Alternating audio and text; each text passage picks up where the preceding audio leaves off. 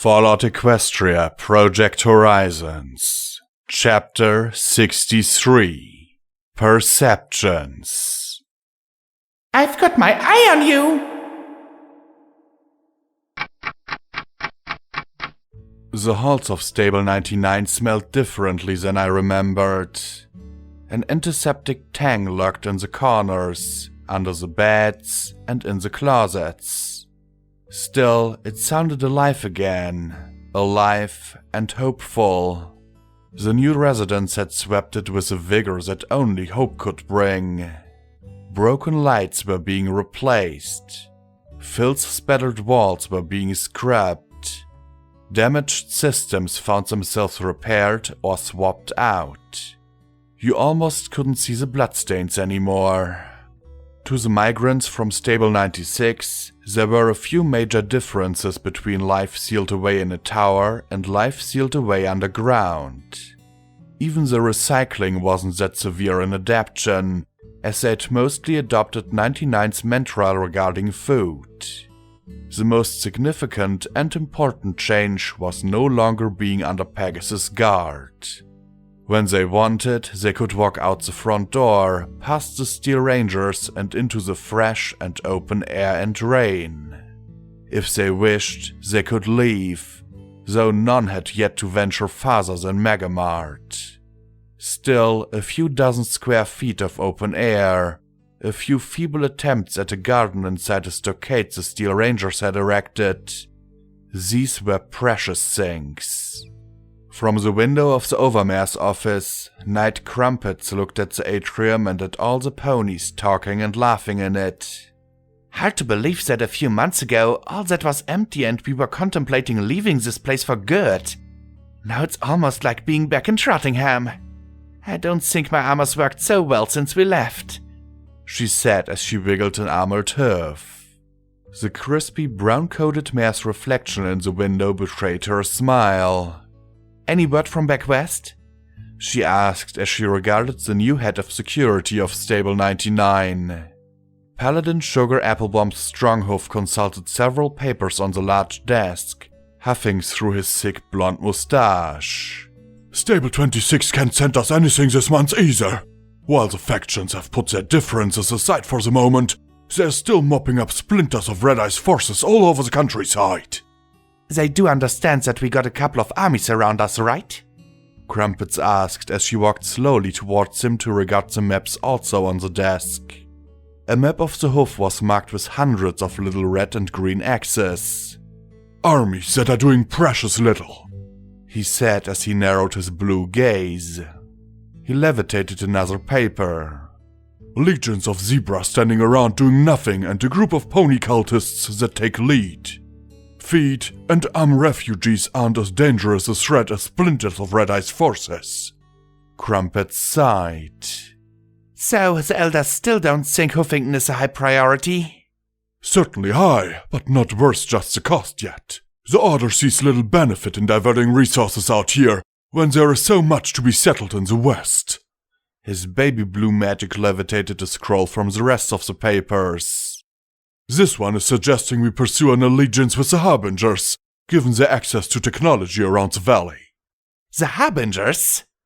Crumpets curled her lip as if she smelled something foul. They were Blackjack's enemies. But not ours, he muttered. Blackjack's been dead for a quarter of a year. Stable 26 recommends accepting that reality and working out an arrangement. Neutrality at the very least. You can't tell me you're bloody considering it, she said in shock. He closed his eyes, folded his mighty forehoofs on the desk, and blew out a breath, making his mustache flutter. They have superior numbers, but our position is secure. Besides, I don't like the smell of them. Their unity for all stinks of benefit for some pony over every pony else, like that business with the goddess.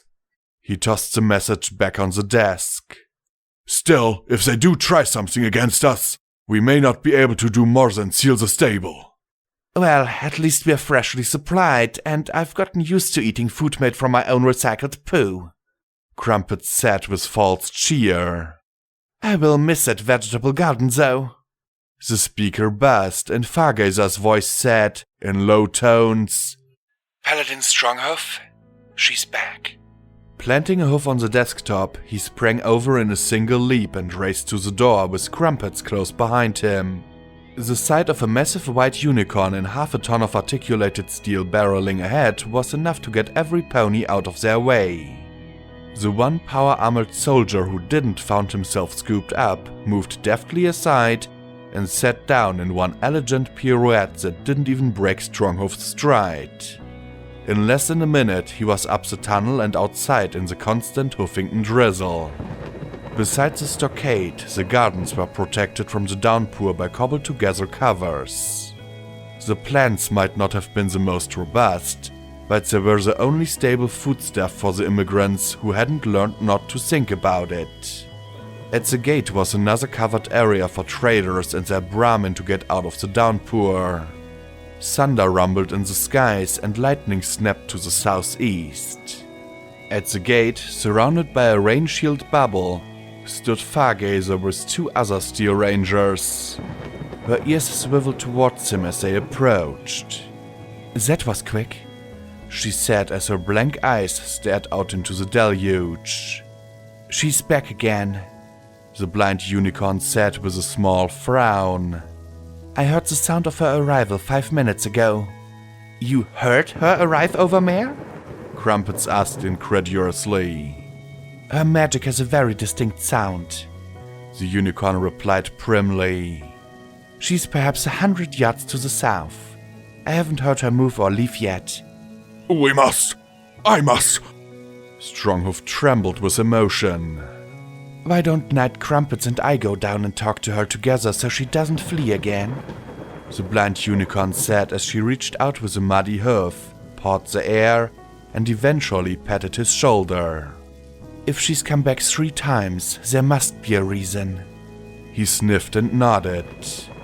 Yes, it would be best.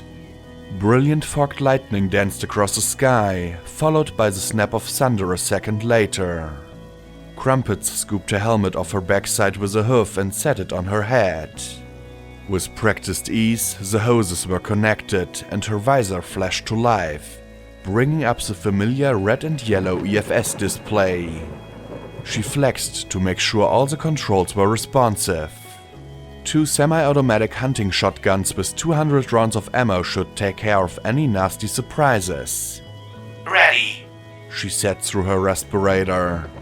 Together, they walked out into the soggy, dead forest, following the trail Deus had once torn in his pursuit of Blackjack. Now, Crumpets took care to push thorny underbrush aside as they walked down. Every step Fargazer took, her pip-buck let out a click. You can navigate with that out here, Overmare, in all this rain? Crumpets asked, her voice low as if aware that this might be a touchy subject. Well enough not to walk into any trees, she said simply. Crumpets considered the few red and yellow bars in her EFS before saying in low tones, You don't have to do this yourself, Overmare. For a moment, Fargazer stopped, then said quietly, Yes, I do. Then she smiled in Crumpets' direction. I don't mind. Indeed, I'm glad to find a way to help Stronghoof. If it'd been a different kind of stallion, things could have been very difficult for us. To be honest, I quite like a chance to be outside. If I didn't have obligations to my stable, I might try traveling a bit further afield, she said sincerely. The wasteland is a difficult place for any pony, let alone... Crumpets trailed off. Let alone one who can't see, she said in an amused tone, and Crumpets made a small affirmative note. I suppose I could have my eyesight restored at the collegiate. Chicanery took a pair of cyber eyes for me, but I'd never use something like those. She closed her eyes a moment, lips pressed together, then went on. I find that my perspective allows me a greater understanding than I had when I possessed vision, and I don't mind the company or assistance of sighted ponies such as yourself. Her ears twitched. More rain is coming soon. It's rained for nearly 3 months, non-stop. Crumpet said with a sigh. I wish I knew why this Lightbringer can't give us a break, she said as she looked up, rain pattering her visor. Never be allowed to step into the rain without written permission and an armed escort, and I think you'll find it quite tolerable, Fargazer replied. The explosion may have caused some permanent damage to the SPP towers in Huffington, or perhaps whatever is interfering with broadcast transmission is to blame. Huffington has always had problems with rain and lightning storms, even before the war. Well, when it rains for 90 days in a row, I think enough is enough. And all that lightning. It wasn't flashing like that before the tower blew up. As if on cue, the skies were illuminated by a brilliant greenish-white bolt snaking across the skies, followed by another massive crack. Freaky. They continued along in silence as the rain hissed around them. Then Fargazer waved with her hoof for Crumpets to move back and took a few steps forward. Hello, you can come out. We won't hurt you, the blind mare said. I really hope that the same can be said for you, Crumpets sat inside her helmet as the yellow bar wiggled. Then the tangled brush parted and the waterlogged Alicorn stepped forward. Her dark purple mane and tail, knotted and tangled by briars, hung about her neck and haunches like decaying rope. Black rags clung to her thin frame as scared eyes stared at one of the ponies and then the other. Her breathing was harsh and ragged as she looked back over her shoulder, as if expecting some pony to be there.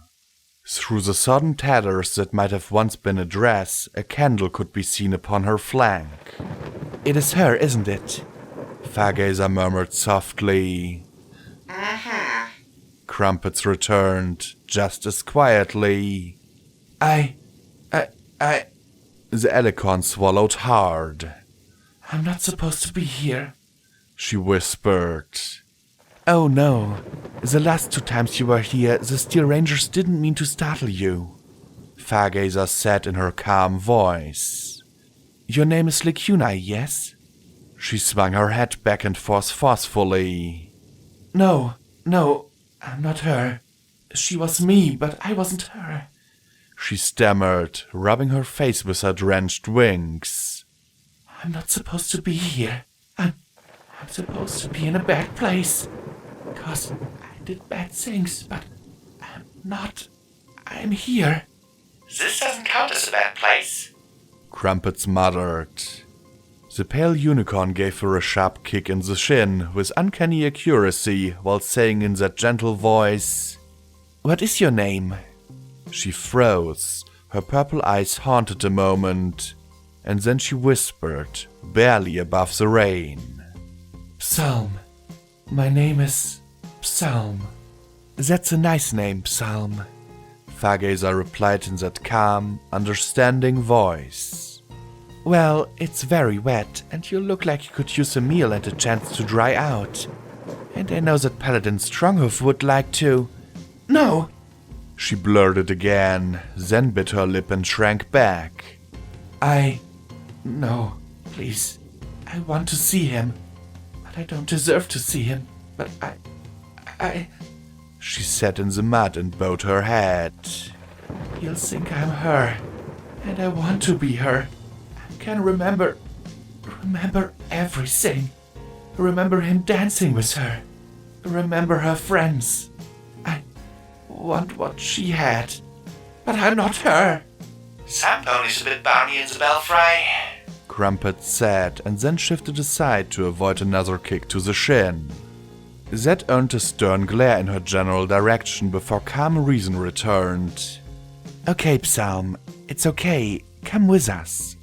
We'll get you cleaned up, dried off, and fed. And when you're ready, you can talk to him. Or I can tell him for you after you explain things better to me. Alright? She stammered, then bowed her head. Very well, but... The Alicorn paused, chewed on her lower lip as she glanced towards the core, then asked, But can you tell me what happened to Blackjack? You mean security? Crumpets blurted, getting another kick. Biting her tongue, she let the unicorn answer. Fargazer said solemnly, I'm sorry, but she's dead, Psalm. She died in the megaspell. Dead? She pressed her wings to her temples and shook her head rapidly. No. If she'd been there, then we wouldn't have let her die.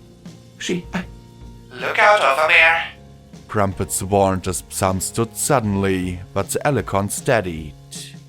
No, we're fine. She shook her head again, then regained her strength. Blackjack is not dead, Psalm said as she looked towards the core. I'm afraid that she is. She was right there when the spell went off. No pony's been able to get her pip-bug tag. I'm afraid that she's gone. Fargazer replied. It would have been instantaneous. No, I don't believe she's dead, Psalm said, her voice now returning to calm. We need her, just like Princess Luna. Well, I can't argue it'd be nice if she was here, but even if Blackjack did somehow survive the spell, she'd be in the core. Crumpets said quietly. No pony can survive in there, not for 3 months. And if she had, she'd find some way to tell us she's alive. Psalm didn't reply. She just stared in the direction of the distant green glow. She's alive. I have faith in her. We still need her. She won't die until we do. She can't. Not like Macintosh. Not like Luna. Crumpets shook her head. I'll go tell Stronghoff and the others to back off. Give her some space till she's cleaned up. Crumpets returned up the muddy hill as Fargazer and Psalm followed behind. Damn it, security. Why'd you have to die?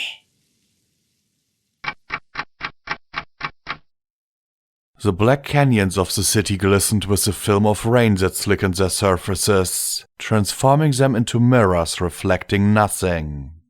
The empty streets, cracked and broken, from nowhere to nowhere, snaked around the monoliths that plunged from the sky to the deepest depths of the earth like ebony arrows. No wind could stir the garbage that lay in saturated mats where errant currents had deposited them, 2 centuries after being cast away. None would. There was no rot or decay for the heaps. If it could not be washed away, it would linger. Forever. The natives are getting restless, what with security being gone. Splendid said as he admired his newly acquired pip-bug. He'd needed a whole new ensemble to match. Pity Blue is in such short supply, he muttered as he stood with Grace in what had once been their father's collection.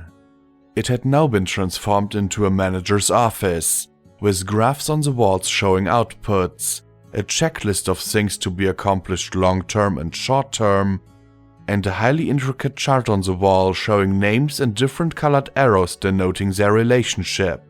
Blocks of ponies were marked Manage, Support, and Purge. Which natives are those, brother? Grace said as she regarded several papers with a critical eye. From outside, a deep growl of thunder penetrated even the sturdy walls of the country club. The whiny, the annoyed, or the lazy? The whiny ones, he answered with a sniff. The carrots are getting wistful, saying perhaps they should have backed Charm's little coup 3 months ago. All this paying the serfs business seems to be so plebeian, and expecting the nobles to actually do something for their share of dividends is outrageous. That's the point of aristocracy. You get your cake for free. He chuckled. Fortunately, most of the aristocracy is just happy we've more than tripled our profits, even if most of the increase isn't going to them. The Lightbringer might have begun clearing out the skies, but that doesn't mean most ponies in the wasteland have seed stock, fertilizer, or agricultural skills, she said with a little smile. I think that, With a little more work, we'll have a nice partnership with the children of the cathedral. We'll have to if we want to keep things going long term. Still, given that the tower falling has tripled our local market, we're barely able to meet demand now. True. I think it's the fact that you relegated all of us to workers that tangles the noble's mane. Wealthy ponies don't work for their wealth. They are wealth. That's why they're better than workers. Splendid chuckled. The Pegasi would never have tolerated the old system, and without them we'd never have been able to expand beyond the hoof. She said matter-of-factly. All those profits are because we can sell directly to New Appaloosa and Manhattan in a tenth of the usual time. Asking the carrots to get their hooves dirty twice a week is hardly serfdom. Be that as it may, you might want to get them out of here. Their attitude is catching. Splendid said calmly. When Grace arched a brow at him, he amended. I don't mean to kill or even exile. Perhaps they could go work as liaisons for Tempony. Just get them away from the other Blue Bloods who think good king security is gone for good. Grace sighed and set the papers back on the desk. Any sign of charm? Anywhere? He barked, then sighed as well and shook his head. Not since she left with that harbinger Steel Rain. If she was still with them, she'd have publicized it. We'd never hear the end about how security robbed her of her right to rule. Insufferable as she was still our sister. Grace leaned back in her father's chair. She was starting to fit it quite well. Speaking of the harbingers, are they still harassing workers? Trying to. The Equality for All line might have caught on if you hadn't made your changes. He admitted, his smile rueful. Given they don't buy from us, though, they haven't caught many with their Huffington Rises stuff. Making aristocrats do actual work helped immensely on that front. When ponies saw even the regent hauling crops, it definitely made an impact on them. On me as well. I don't think my hooves or back have ever been so sore. She said with a rueful smile. I have no idea how they do it. None at all. And that was only an hour. He felt silent a moment. I wouldn't have done it. I would have slapped a bomb collar on any pony that objected and made them work, complaining or not. I would have hired more ponies and guards. He shook his head. I wonder if that's why security chose you rather than me. Grace leaned forward and folded her hoofs under her chin. You are a better pony than you think, Splendid. If you had supported Charm instead of me when she broke free, I wouldn't be here right now. You are far more effective as my right hoof than sitting in this seat. And I think you're happier too. He snorted. Happier? Maybe. I might be. Just galling to know that I was the wrong pony for the job. Then he laughed, rolling his eyes a little. Well, it could be worse. She could have chosen Charm. I think she might have settled her disagreements with the whim of a dartboard. All of Father's memories and recordings, all that knowledge and those secrets, all those things Blackjack wanted to know, I fully expected her to take them. Ah well, no regrets on that score. Grace's lips curled in a sympathetic smile. But other regrets? Perhaps with glory? Perhaps. He murmured. Is there no hope? She asked, folding her hoofs on the desk with a sympathetic smile. His smile turned more pained. I have been firmly, soundly, and resoundingly rejected. My only options are to accept such, or become onerous. He waved his hoof in the air as if trying to coax thoughts from the ether. I admit, my initial attraction was, shall we say, superficial. Conjugal relations with a ministry mare was a far too tempting prospect to not pursue. But now I know her, and have seen what she's done. He sighed and slumped. If only things were different. It's hard to hear you were simply a combination of magical transformation, hormones, and idle curiosity. Ah, splendid. The first mare that slipped your stable. She said with a shake of her head and sympathetic smile.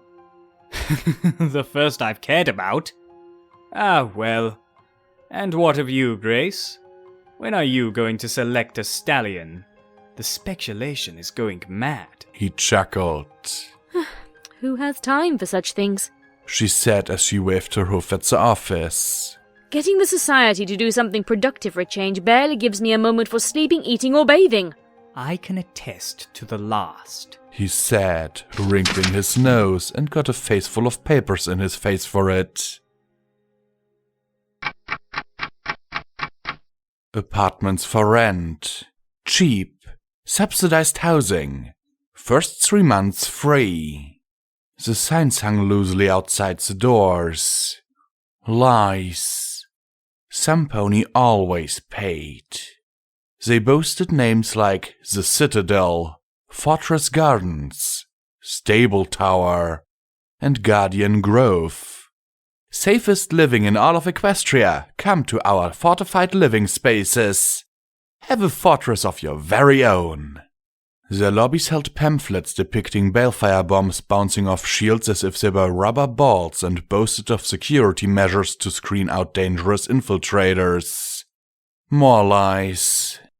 The cameras watched impassively through silent spider-like eye sets in the corners of the rooms. Thousands. Millions. More than an army of ponies could actually monitor. The apartments were clean, safe, nigh impregnable. One could walk through the furnished dwellings with magic screens to simulate windows. Indeed, to simulate any beautiful view one could desire. It was all false. The scarlet-stained floors were proof of that. The little drains hidden everywhere were proof of that. Nowhere was safe. A lie was the only security in this place.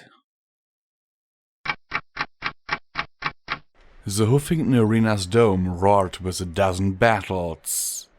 Fights sat along the green rectangle between Pegasus and Earth Pony and Zebra, Zebra and Unicorn. Unicorn and Pegasus were met with roars, cheers, stomping, boos, and catcalls. Even a few griffins and minotaurs, a half-dozen hellhounds, a trio of green alicorns, and a buffalo could be seen in bouts and matches for the new top 10. Anyone strong and tough enough could compete. The massive hole blasted in the dome had been patched with any square of canvas, corrugated sheet metal, or hide that could block the incessant rain outside. 100 yards down the field and it would have wiped out the skyboxes, and Big Daddy too. You know, normally burners don't get to compete. Candlewick shouted at his opponent as he trotted quickly on his hoofs around a specially built area with solid walls around the edge, not taking his eye off his opponent. Each step and the bright orange metal hoofs let out a click and a little smear of molten glass beneath him. Not much point when a little yellow ends the fight for them, and half the audience. So I gotta say, I'm really looking forward to this. In reply, the scarlet teenage dragon roared and sent a torrent of yellow fire across the arena at the scarred stallion. The Earth Pony leapt forward and rolled, the blaze rolling over his bright red firefighter's coat but failing to catch it alight. As the dragon ran out of breath, Candlewick rolled up and kicked himself into the air, slamming all 4 power hoofs against the dragon's chest.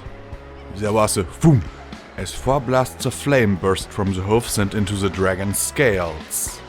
Candlewick kicked off and rolled in the opposite direction as the dragon roared and swiped with his claws. For all his effort, all there was to show for it were 4 black horseshoe prints on the dragon's chest. The dragon's lips curled in a wide, fanged grin. Dragons are fireproof, dude. What else you got? Because I got plenty. With a hissing roar, he sprang on the scarred red Earth Pony. Candlewick gave ground, backing up and not daring to take his eyes off the enemy. The dragon might have been young, but there was no doubt which one evolution favored. The crowd around the arena jeered and placed bets on how long it would take for the dragon to make the burner cry uncle, or even if Candlewick would get out at all. One of the few who wasn't jeering was a lavender unicorn watching with concern. Zed caught his eye for a fraction of a second, and the distraction earned him 3 talents across the face. As his blood flowed, the burner grinned. Thanks. I think you made me handsomer. The dragon blinked. In that moment, Candlewick slipped into SATS, toggled 4 perfectly aimed blows, and executed the spell. He reared up and slammed his hoofs against the dragon's face, with an explosion accompanying every kick. Dragons, even their eyeballs, might have been fireproof, but they could still be stunned by kinetic energy to the head. The dragon staggered back, dropping his defense as he clutched his face. Candlewick rolled forward between the dragon's legs, landing on his back and looking up at his target. With a grin, all 4 hoofs began to thrash at the dragon's crotch, each hit punctuated by a blast of fire from his hoofs. A few seconds later, he slowed, the dragon gazing down at the scarred stallion with a scornful curl of his lips. Dirt, Sarantana, and you're not my type. Oh shit. Candlewick muttered. That usually worked. The dragon's head came down, his pointed maw snapping closed on Candlewick's left forehoof. The fangs clenched on the reinforced pipback casing and the top of the blazing power hoof, yanking Candlewick off the ground. The dragon's claws reached up, raking his back and haunches. The fire pony's coat tore easily, as did the hide underneath. Get away from him! The lavender mare shouted, making him grin. Candlewick ducked his head under the shredded coat and pulled out by the stem something bright, shiny, and shaped like an apple. He twisted his pipback, prying the dragon's jaws open enough to press the apple between his fangs. Say ah! Candlewick growled as the metal ground against animal. The stem came off, and the superheated power hoof in the dragon's mouth exploded, knocking his teeth open enough for Candlewick to shove the grenade into the jaws. Are you fireproof inside? Candlewick asked as he slammed the dragon's mouth closed, curling his foreleg around the muzzle and clenching it tight. His hind legs kicked at the dragon's throat, forcing a lump down. The detonation of the grenade made the dragon swell immensely, throwing Candlewick aside as moments later the insides of the dragon exploded out of both ends. Collapsing like a deflated balloon, Candlewick landed in a heap in the middle of the arena. Slowly, his body burning from the dragon's claws, he rose to his hoofs and faced the scoreboard. Ha! I'd say that counts as a victory. Big Daddy said from his seat beneath the board. Congratulations, Candlewick. Welcome to the Reapers. You look like you could use a new fire coat. I'd take it from him. The old Earth Pony said as he gestured to the remains of the dragon. I'm sure Hammersmith can make something fine for you. Thanks, he croaked, trembling but trying to remain upright. Come see me upstairs when you get patched up. The old pony said as he trotted off the dice. The observers settled bets, but the lavender unicorn clambered down the ladder, lowered into the ring, and trotted over quickly. A few other ponies started to scramble after her, all of them heavily scarred or maimed. I can't believe you fought him at close range, she muttered under her breath as her horn glowed. Instantly, his pain abated and the gouges began to heal. You should have kept him at a distance. No could do, Razzle-Dazzle, he said with a grimace. I only got to pick 2 weapons. Didn't have any guns that could penetrate. Flamer wouldn't have worked either. Fireproof. Had to get him reckless enough to open his mouth, but keep it open long enough to shove the grenade down his throat. Like what that Lightbringer filly did. He considered the pipback. She convinced me it was a good idea to pick up one from that stable place. Got it for a crate of grenades. Glad I got the reinforced housing. As she healed him, he suddenly grinned. Don't heal him all the way. Chicks dig scars. She flushed and turned away. We do not. Otherwise, he'd get all the mares, she said with a smirk as she glanced at the other Scout ponies approaching. Toaster does get all the mares. Most of them anyway. Candlewick replies. That was awesome, little bro. A large scarred orange pony called out. Every inch of him appeared to have been badly burnt at some point, and if it weren't for his eyes, he might have been mistaken for a huge ghoul. He was covered head to toe in armor made of the flattened appliances that were his namesake. His cutie mark depicted the angriest toaster in all the wasteland, with flames consuming a hapless slice of bread. Did I fucking tell you those superheated powerhoofs would fucking do it? Did I fucking tell you or what, little bro? It was a grenade that killed him, Dazzle pointed out with a scowl. Who asked you, flash fuck? He asked with a leer. Go run off with other girls, play with fire and you'll lose that pretty face. Candlewick averted his eyes as Dazzle's eyes blazed with her own rage. What do you even care? Get out of here. Oh yeah, he's a charmer, Dazzle replied dryly before trotting away. Damn it, Toast! Candlewick protested. The large orange stallion snorted and rolled his eyes. She's a pretty face, Wick. They ain't interested in burnt things. Every pony knows that. Candlewick stared after Dazzle as she climbed up out of the ring and caught her glancing back at him before disappearing out of sight. Toaster gestured at the hoofs. Weren't they awesome, though?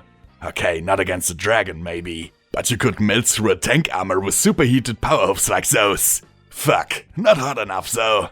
I should strap balefire eggs to each one. Find some way to make a balefire powerhoof. Fuck yeah! Sure sounds like a great way to commit suicide.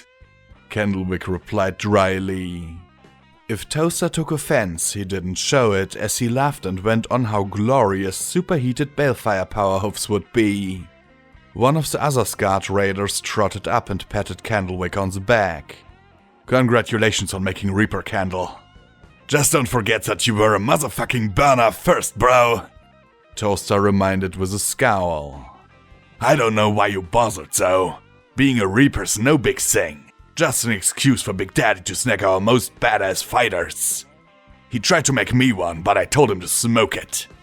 I thought you begged him not to break your other leg, a Scout mare asked in bafflement. Toaster's eyes bulged as his jaw worked. Well, that was only because I didn't want to go super balefire on his ass and beat him with a busted leg. 'Cause that would have been just sad. So I was going to tell him to smoke it, 'cause, yeah. Candlewick shook his head, hefted the dragon's limp tail in his mouth, and started for the ladder out. When he'd climbed onto the platform around the ring, he looked across the arena. Even with all the refugees from above and beyond the hoof, it still was only a quarter full. An echo of a time when tens of thousands of ponies came here to compete. These days, Big Daddy would take any who were tough enough. The Scout Stallion's eyes were drawn to the spectral banner of the Flash Fillies. It was hard to make out against all the new gangs and bands that had popped up in the last few months. A half dozen were old Red-Eye forces, hatchlings of Stern, Cybers, and the ever-original Red-Eyes. A dozen Pegasi, Wings, were in attendance. The Grimfang Hellhounds had every pony around them nervous. A knot of zebras calling themselves Achoo were talking with Doom Bunny Deathbringer zebras from some place called Glyphmark. "Congratulations," a doleful voice said in his ear. The dark blue Pegasus Stormfront stepped up beside him and nodded towards all the new banners. The half-heart-ganger gave a small smile. Starting to get crowded, isn't it?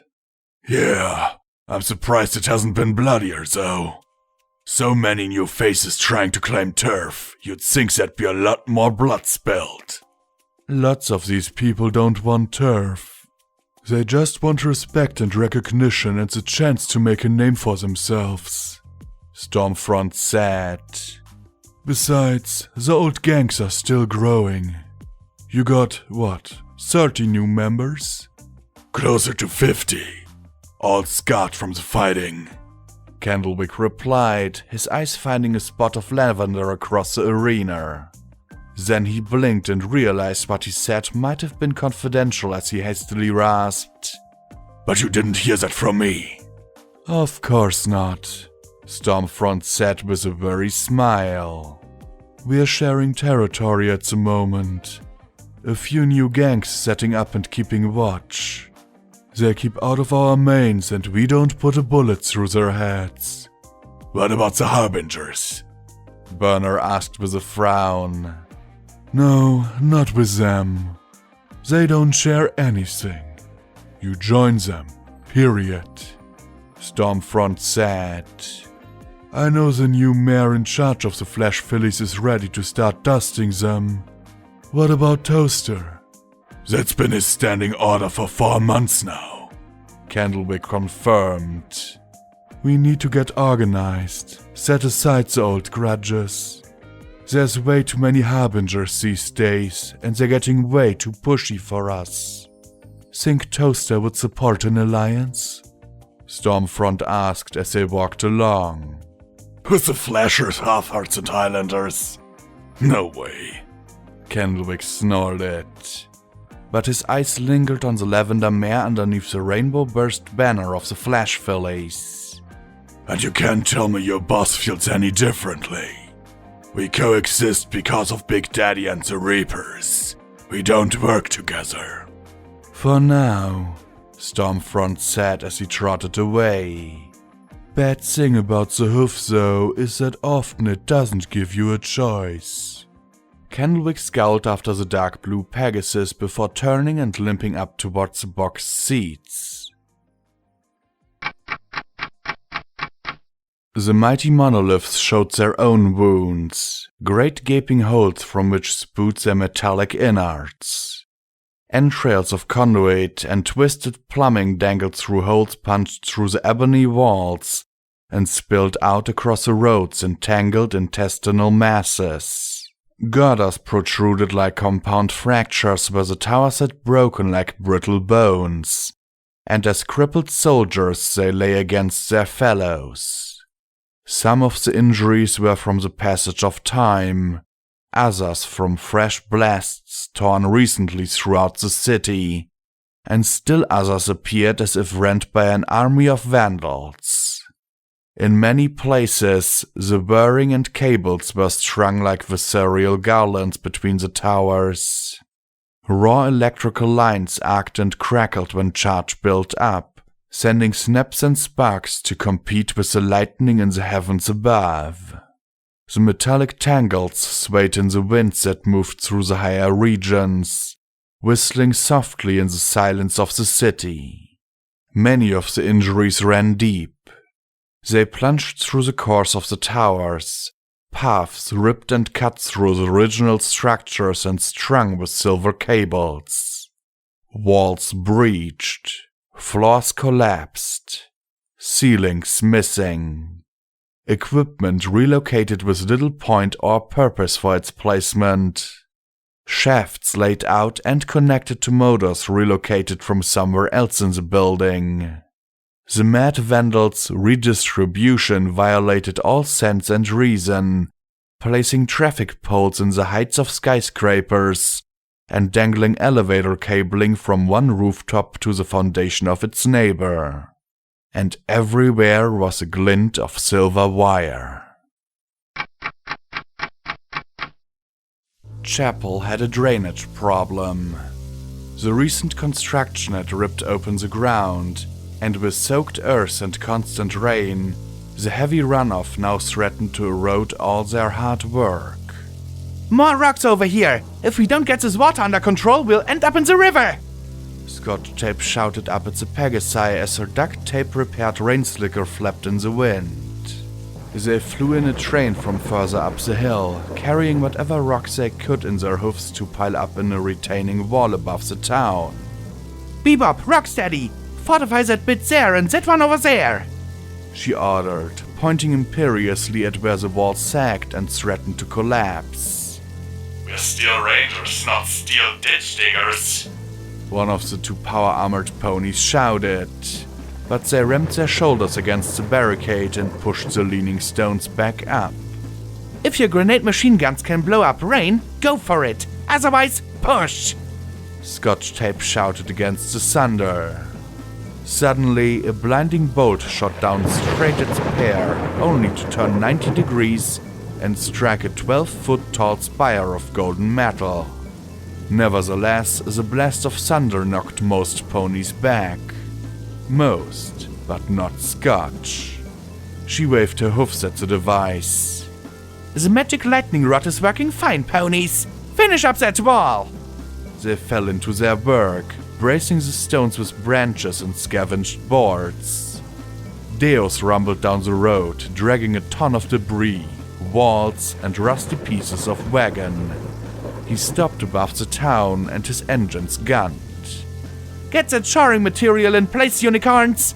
Pegasi, don't stop the rocks! Scotch Tape ordered. Young and old, Earth Pony and Unicorn, Pegasus and Zebra. Every pony pitched in to complete the wall. Soon, the water sluiced at an angle around the town rather than straight through the middle of it. Scotch Tape watched the progress of the water, noted the flow in the gullies, and finally relaxed. Okay, good job, every pony. Get inside and warm up. Deus, Rocksteady, Bebop, thanks for the power. No pony go to sleep though. If the rain picks up more, we might have to resort to sandbagging. The olive filly looked aside and muttered, Not that I have a clue where we'll get the bags, or the sand for that matter. Chapel was more than just a half-dozen buildings now. It was starting to resemble a real town. With building materials scavenged from the manor and elsewhere, 24 new houses had sprung up. The post office had been converted into a formal store, and the fillies and colts moved into longhouses. Children still outnumbered grown-ups by almost 3-to-1 though, many of them coming from outside the hoof, lured by stories of a safe place where there was plenty of candy and sparkle cola. At the south end of town, the church that had given so many solace was almost completely repaired. Even the windows were almost finished. Magina was in the process of replacing them with new mosaics of colored glass melted in place with the help of a blowtorch, and 2 recently orphaned Pegasi.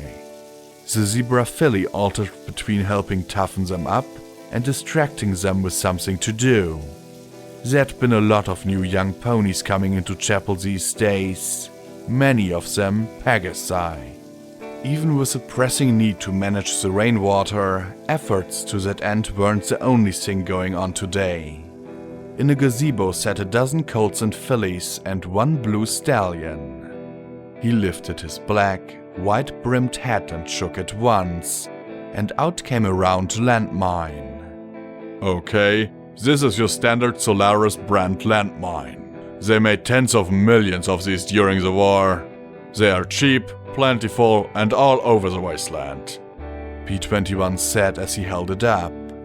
It possesses a pressure sensor trigger. It also has a 2-meter motion talisman and 2-second delay before detonation. That 2 seconds is the difference between keeping your hoofs and losing them. Boring! A lilac unicorn filly drawled as she sat upon a thin pillow. Who cares about landmines? You just toss a rock at them or levitate them away. Really? P-21 asked with a small smile. Then what are you going to do about the dead mare-switched landmine I put under the pillow you're sitting on, Razorblade? The filly's eyes popped wide. It should be active now. You're bluffing. The filly blurted as P21 smiled. You're insane. What kind of teacher are you? One that put a landmine under your butt. P21 replied casually. So, how are you going to disarm it? Do you have the time to get off the pillow, move it, and levitate the mine away? Can you move fast enough to get out of the 3-meter blast radius? Oh, I know some ponies who could, but are you one of them? As the rest of the class started to lean away, he added, She's not the only one. I'd think really hard before running. He held up his demonstration mine. The Solaris brand mine has several flaws. First is the 2-second warning, accompanied by a beeping. He tapped the tap in the middle, making the mine's talisman glow bright amber. Secondly, when armed, the mine can be seen if you're sharp-eyed enough. Be aware that sometimes sneaky bastards like to turn them under trash, empty cans, or pillows. But the third flaw of the Solaris mine is that it is easily disarmed if you can press a tap again before it fires. But how can we push the mine button if we're sitting on it? Razorblade wailed. That would be part of the lesson, he said as he stood and carefully backed out of the gazebo. Oh, and since I don't want us to be at this all day, there's one more thing. Each mine is on a timer. You have 10-15 minutes tops. Good luck, he said as he walked around to where Scotch Tape watched. Those aren't real landmines, are they? Scotch Tape asked softly, knitting her brows. Absolutely, he replied, keeping his voice low. With real detonators, real talismans, real disarm taps, real timers, and something special in place of most of the charge, courtesy of Sekashi. Chuckling, he looked up the hill. The wall done? For now. If this rain gets worse, we may have to do something a little more radical, she said as she pushed her wet mane out of her face. There's plenty of things I can think of we could build for drainage once the rain stops. But it hasn't. I'm just glad we haven't had a mudslide yet. But P21 wasn't listening. Instead, his eyes were locked on where 2 colts not in the class were comparing treasures they'd scavenged recently. Most specifically 4 needles of Medex. Scotch Tape put a hoof on his shoulder and he flinched away. Hey you two, put that stuff away or take it to charity. The 2 boys looked at each other, then scowled at her. You can't tell me what to do, you're not the boss of me. Scotch Tape's eyes narrowed in a shooty glare. No, but I do need 2 ponies to watch that retaining wall all night long in the rain next to a magical lightning rod. You 2 want to do it? Apparently deciding that moving off was better than challenging Scotch, they packed up the salvage and quickly trotted off. P21 let out a breath he'd held, and Scotch Tape regarded him in concern. Sorry, he muttered. She smiled, glanced around for any pony who might be watching, and then nuzzled his nose. This time, he didn't flinch away. The class was getting more and more agitated as they sat there, trying to figure out how to disarm a mine. Suddenly, the lilac razorblade shouted, Ha! Did I just beep? I heard a beep. She shifted too far and the pillow went beep, beep, beep, beep. And then there was a whoomp sound and a small cloud of white powder enveloped the unicorn. Ah! I'm dying! You killed me! Wailed the filly as she lay on her back, then blinked and pointed a hoof at P21. Ha! I knew you were a Then she froze, her muzzle starting to twitch. Itsy! She screeched as she started to scratch herself furiously with her hoofs. The expression on the other students' faces changed to a mix of relief, amusement, and then worry as they realized that they might be the next to scratch themselves like mad. Then one of the colts looked at the filly beside him and grinned. I got it! You lean over that way and I'll hit the tap for you. She stared. No way! I'm not going to end up like her. The filly pointed a hoof at Razor, who was dragging her butt across the gazebo floor. You have to trust me, he pleaded. She bit her lip, grabbed the side of her pillow and tilted over. Beep, beep, beep, went the mine, but the rusted earth pony slapped the tap with a hoof, silencing the mine. Now you do mine, he said as he started leaning over as well. She hesitated, but as soon as it started beeping, she jumped forward and disarmed it as well. The filly appeared shocked, not only that he'd done it, but that she had returned the favor. All at once, she let out a nervous laugh that he joined, and they moved to help others with their mines. Of course, not all took that route. One trusted the wrong colt to help her and got dusted when he laughed rather than disarmed the mine. P21 murmured something to her and she immediately dashed out into the rain. A unicorn tried to lift the pillow and disarm it with his magic before it went off, and failed. One filly, when her mine was disarmed, trotted away and left her partner stuck before others helped her. But a Pegasus managed to backflip off his pillow and fly clear before his mine went off, and one zebra filly was smart and clever enough to shift till she had one hoof pressing down on the pillow, moved her body, and then knocked the pillow aside and disarmed hers. Finally, only the colt who had laughed at his partner was left. Come on, someone help me out here. Any pony? All he got were smug stares and smiles. Then the pillow beeped as the timer went off, and he disappeared in a cloud of white. He then spent a minute scratching furiously while the rest of the class got a laugh. Mud neutralizes the itching powder, P21 said as he trotted back into the middle. In a dash, Razor Wire was out of the gazebo and rolling in the mud, along with all the others who had failed the test. Every pony back here, then we'll quit for the day. When every pony returned, including the muck-dripping Razor Blade, he regarded them all coolly. What was the lesson? Our teacher is a psychotic, evil, sneaky, no-good fucking jerk, snapped Razor Blade. He bowed his head to her with a smile. Any pony else? He asked as he surveyed the colts and fillies. The two that had helped each other glanced at each other. Well, we couldn't do it on our own. We needed to help each other. Speak for yourself, the Pegasus said smugly as he crossed his hoofs over his chest. You flew clear of the itching powder, P21 said. If that had been a real mine, you might not have gotten clear. Or maybe you could usually fly, but your wing was broken when you found the mine. What if there was more than one mine? The smug colt's smile became a little more uncertain. In this world, there's only so much you can do on your own. I'm not much good in a fight, but I can crack a terminal with a little hard work and effort.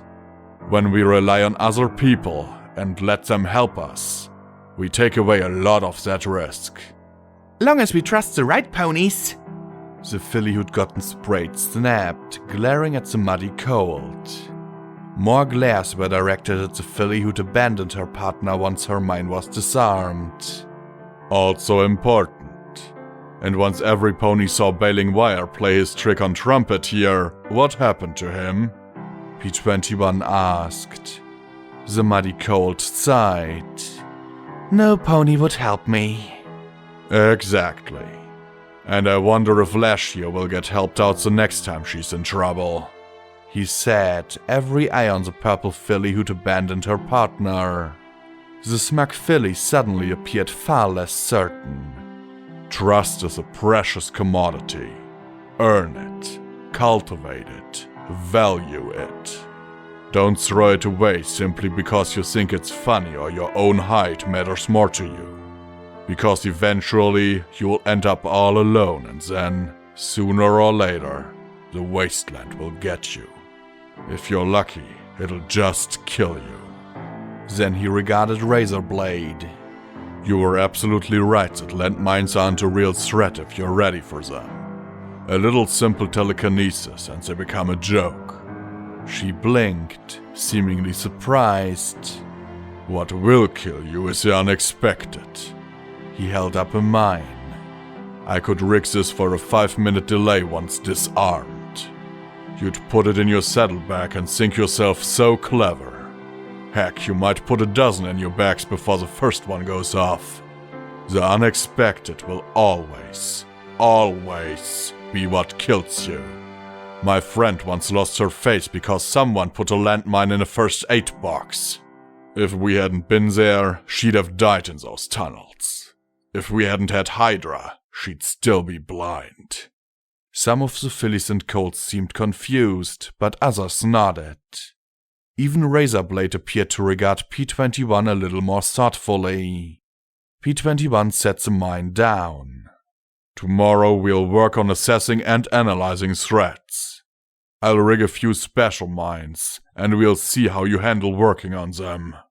You can work with a partner, or on your own. Your choice. Lash, you're cleaning up. Wash the powder off in the rain. Dismissed. The young ponies started to disperse, except for the purple Lash. She seemed to be weighing things in her mind, and then, reluctantly, she started to collect the pillows and mines.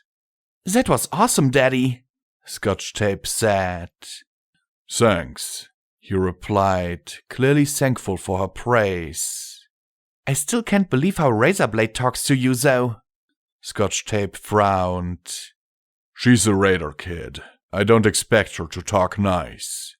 I do expect her to do what I say. If she doesn't have to come back. None of them do," he said with a little shrug. "But of course I do, because you're super awesome." He smiled and flashed, and Scotch Tape picked up a mine. "Say, you don't think I could borrow a few of these, do you?" she asked as she glanced slyly over at the post office. "Scotch, what did I just say about trust?" he asked with a sigh. She laughed and grinned. "Oh, come on, Daddy. When you know a pony well enough, you can do a few pranks in good clean fun. Besides," she added with a sly smile, "it's not as if those kids need mud to get the powder off." She narrowed her eyes at the post office. "And I really want to repay her for charging me 50 caps for a bag of dirt." "You bought her mystery pies," P-21 said. "Yeah, but I didn't know they were mud pies," she growled, huffing in the direction of the post office. "Buyer beware," he said. Maturity sucks. I can see why Rampage and Blackjack avoided it like the plague." Scotch Tape slumped a little, pouting up at her father before changing the subject. "Have you heard about what Glory's trying to do?" "Mm-hmm," he murmured.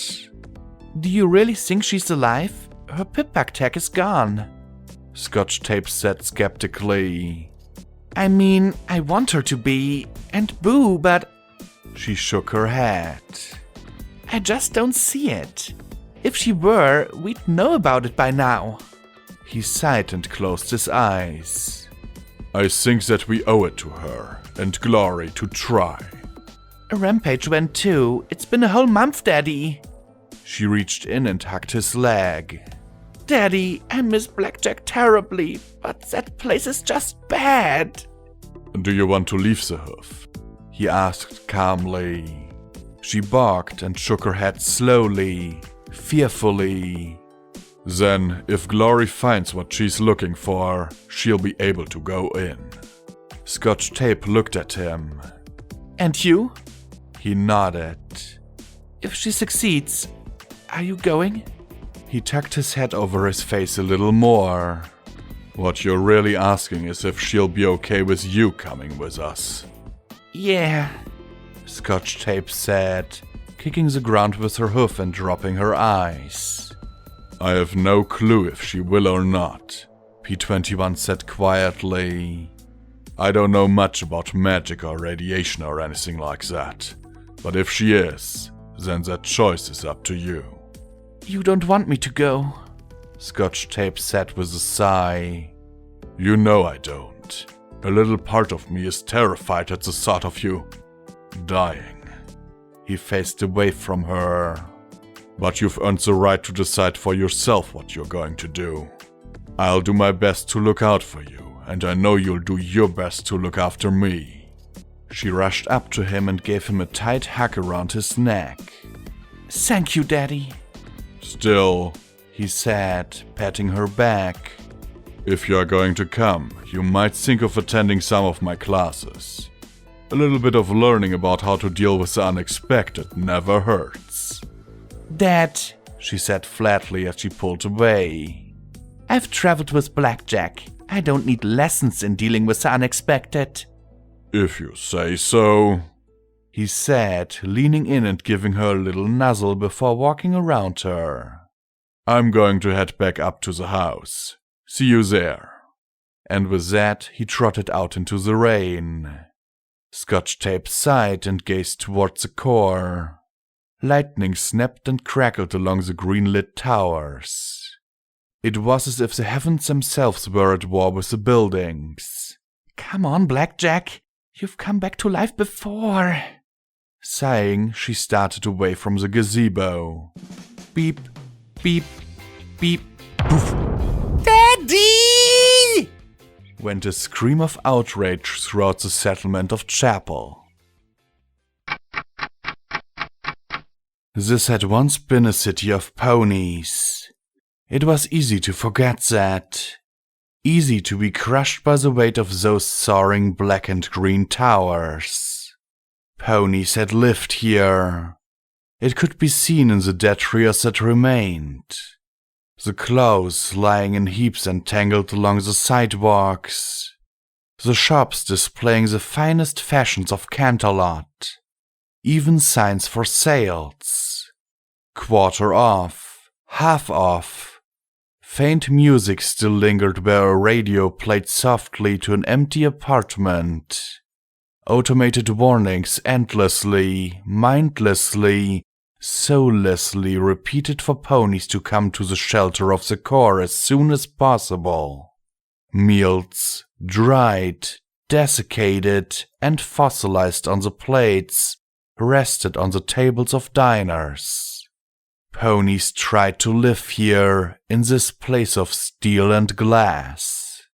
If one relaxed just enough, so that the damage and decay blurred away, the promise began to emerge like old stains in a fabric. The terminals on every countertop, the pip-bugs and their broadcasters scattered throughout the city. Robots, long ago bereft of power, lay like overgrown and forlorn toys waiting for their masters to return. And even though so much of the city was devoted to technology, nature also had a place. Public parks, roadside trees, interior arboretums, and even magical home gardens abounded, their contents all dead but perfectly preserved in the grip of enervation. Once this had been a place inhabited by ponies. If not of them, then at least for them. The playgrounds of schools in the towers, the still galleries of art, the solemn libraries, all for the people who were to live here. And for a time it had been good. For a time. But the foundation was unsound, the roots rotten. Nothing founded on a lie can last forever.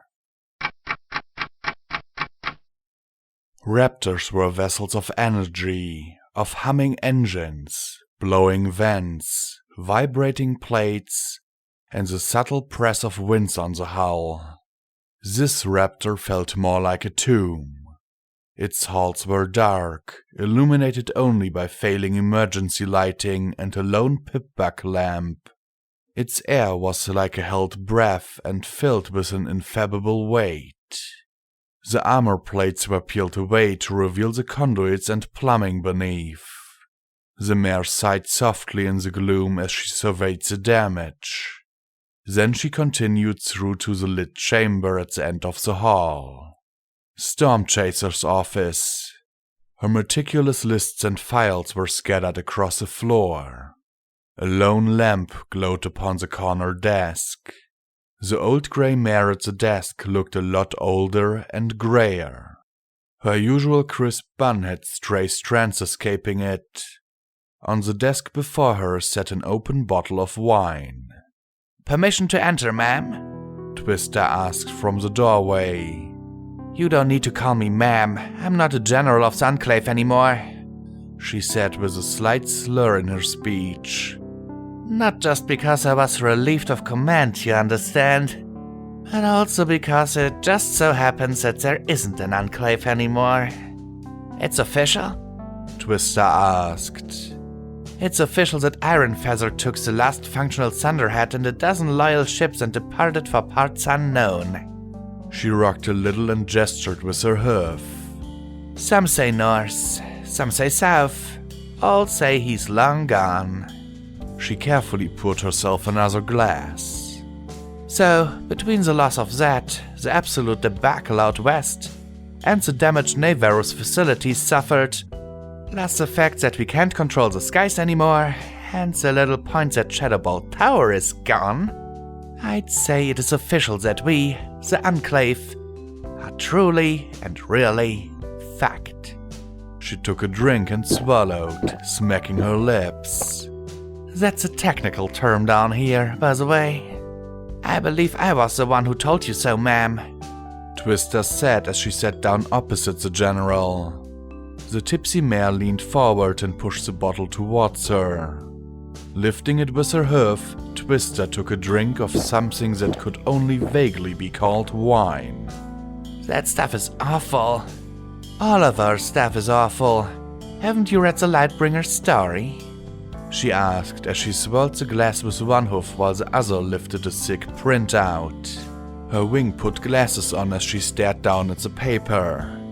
"We are, and I'm paraphrasing here, the soulless monsters that attack helpless surfacer settlements and disintegrate little foals that she collects in soda bottles while destroying ancient cities of Equestria's roots. All the while conspiring with giant blue alicorn goddesses that want to assimilate all of pony kind. Not only that, but we are the fat winds that for the last 2 centuries have made the surface a mess. But rather than letting us make up for our mistakes, she's going to do it for us. Because we, apparently, can't be trusted to do so." She tossed the papers aside. "And that is how history is going to remember the Grand Pegasus Enclave. Because that is what the victors have written. Not exactly the most glowing account, I'll admit, but to be fair, some of our soldiers did attack peaceful surface settlements, disintegrate little foals, destroy ancient cities, and conspire with the goddess," Twister replied, getting a scowl from Stormchaser. "Nuance," the grey mare hissed. "Where's the nuance? Does she hold the specific counselor who authorized Cauterize responsible? No. Does she acknowledge the captains that refused orders? Barely. Does she mention how Colonel Bright went to a firing squad rather than remain silent about the unnecessary raising of Canterlot? No. Did she capture Autumn Leaf so he could be tried for crimes against equinity? No. She slammed her hoof on the table before her. I knew hundreds of soldiers in the Enclave who were good, loyal, and true. Yes, we had problems that needed addressing. That is absolutely clear. But we were not all war criminals," she shouted, pointing her hoof at Twister, but then she wilted. "Some of us gave our lives for what we believed in. They deserve more respect than this." Twister sighed and took another swig of the bitter wine before asking, "Any word from our own settlements? What are they doing?" "Anything, everything, and nothing. Most settlements are independent now and on their own. With Thunderhead and Navarro destroyed, no center remains. Most are doing whatever they need to do in order to survive. Those that were barely holding on are evacuating. Larger settlements are trying to set up relations with the surface, but since we're the evilest bastards in the sky, there hasn't been much luck. I'm more hopeful out here. Thunderhead may have been lost, but we're making strong ties with the surface groups." She sighed and leaned back in her chair, staring at the ceiling. I'm hoping, praying, that we can get goods to the settlements that need them quickly. She closed her eyes. Last word from our home was that it was evacuating to Las Pegasus. Twister sighed. I have an aunt and uncle there. They should be safe. Doesn't help it's even further west though.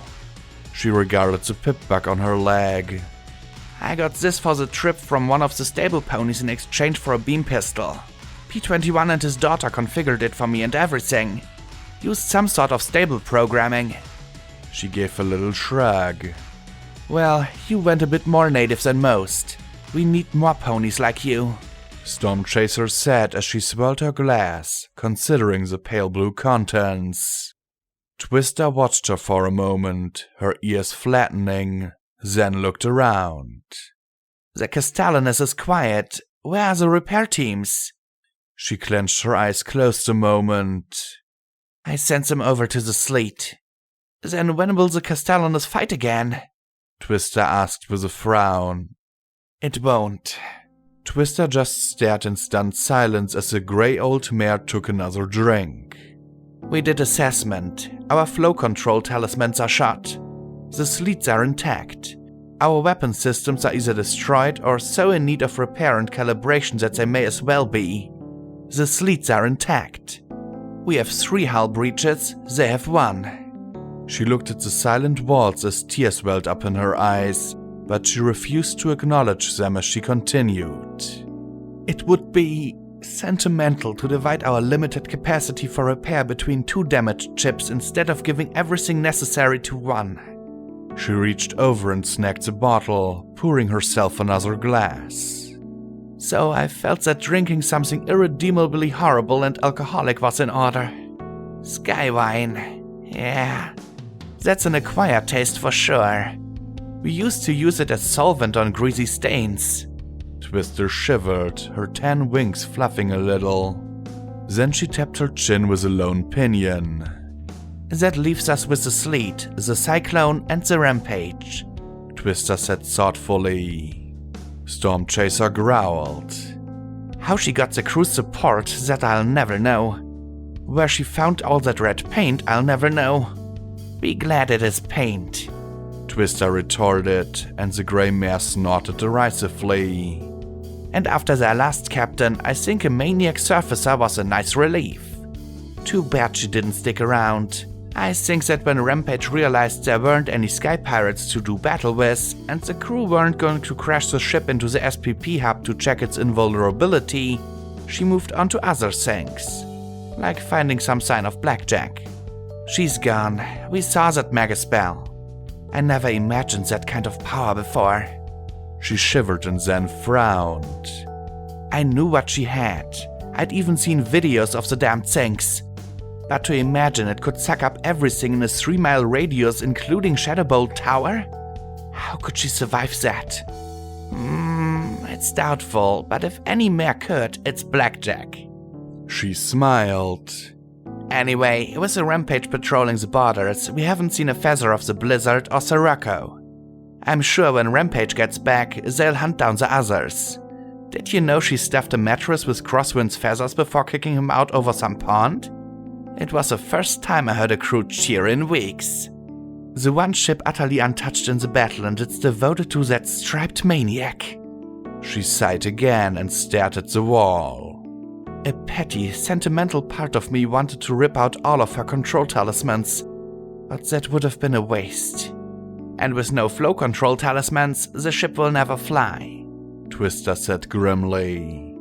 She laughed bitterly. Oh, she'd fly. Her reactor and main turbines are fine. You just wouldn't be able to slow down, and steering would be pretty minimal. Perhaps for 3 minutes at top speed before the engines exploded. I'm sorry to hear that. A mare's boiled voice said from the doorway.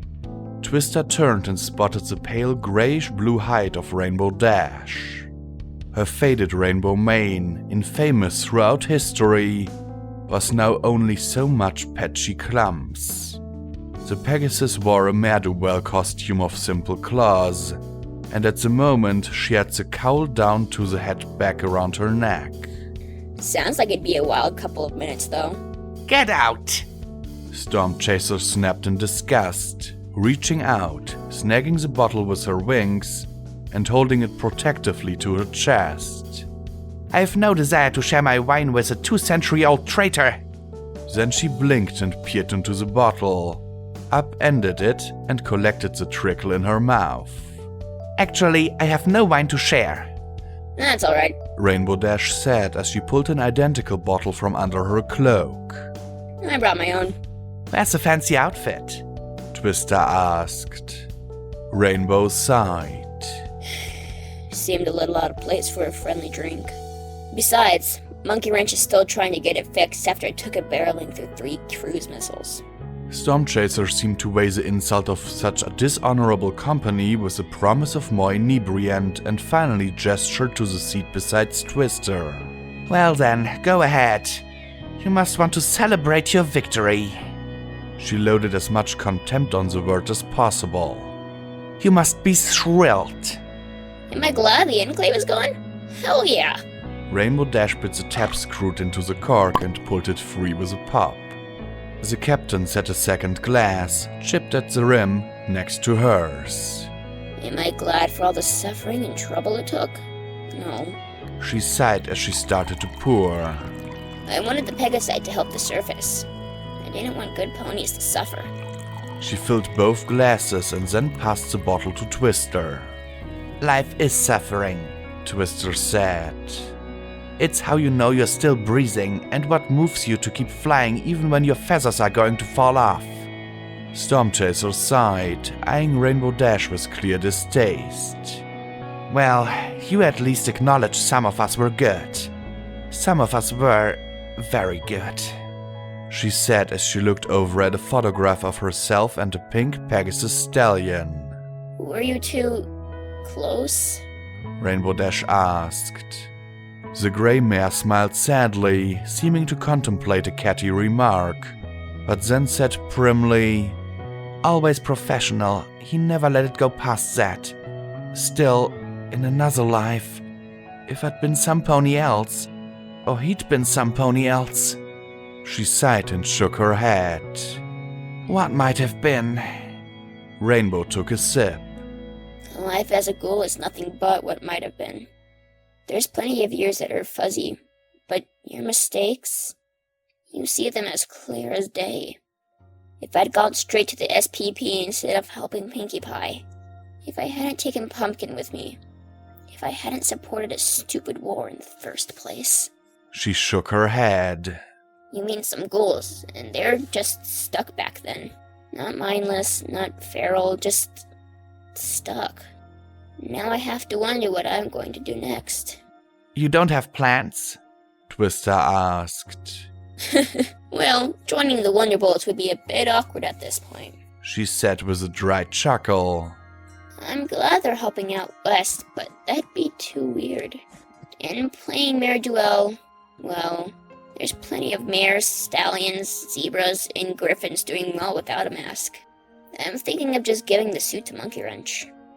I've touched base with Spike. Wasn't that rough. And even said a few words with the Lightbringer. We both agreed that the history books will say I died. Well, I correct them. So now, I don't know. We still need skilled ponies out here, Twister said. Especially at the Skyport. Yeah, I think I'll stick around till whatever is going on with the core is resolved. She took a long drink and then pondered the glass. I wonder if the Skyline is still as horrible as I remember. Everything tastes like boot leather, she said, getting a small smile from the grey mare. Speaking of the core, did you two know that that city is an impossibility? She pointed with her wing. Impossible how? Twister asked. Yep, Twilight and Applejack noticed it. The numbers don't add up. In order to build the core as fast as they did, in just 3 years, it would have taken all the war materials for 5 years and double all the pony power of the entire country. All while we were at war, she said with a smile. I'm sure some pony just messed up the audits. After all, the car is there. Stormchaser said warily, gesturing with her hoof vaguely to the side. That's what Luna said. After all, in the early years, there were tons of mistakes made between the ministries. That's why the OIA was needed. Every pony said that they were just accounting errors and paperwork lost. Managers were supposed to be improvising on material and labor safety. Workers like the Diamond Dogs were supposed to dig even more efficiently. Rainbow Dash grinned and leaned in. What nobody realized was that sometimes workers would come back in the morning and find all the work completely finished. Tunnels that were started got finished way sooner than planned. Some people figured the towers went up so fast that they were hollow, but every single one of them was filled with stuff. Look at Shadowbolt Tower. I don't care how awesome Scootaloo was. No pony could have built that in 20 years, let alone 5. No pony is sure exactly where everything is or what it's supposed to be. It just is. So the car is, what, alive? Twister said in a skeptical, slightly worried smile. No pony knows. Rainbow Dash replied dramatically before rolling her eyes. What I do know is that, in all of 2 centuries, I've never seen it like this. Something's happened in there. She then regarded the general. So, what's your plan, Stormy? The general snorted, wine spraying her muzzle. Don't call me that. I'm almost 50. That's 40 years too old to be called that. Well, I'm also 5 times older than you, Stormy. So the question remains, what are you going to do? Stormchaser sighed and swirled the glass. If my captain were here, he'd ask for permission to speak freely. Then ask me what the hell I'm thinking sitting here in a dead ship when there's work to be done. She closed her eyes and sighed. I just never dreamed I'd see the fall of the Enclave in my lifetime. None of us did. Twister said solemnly.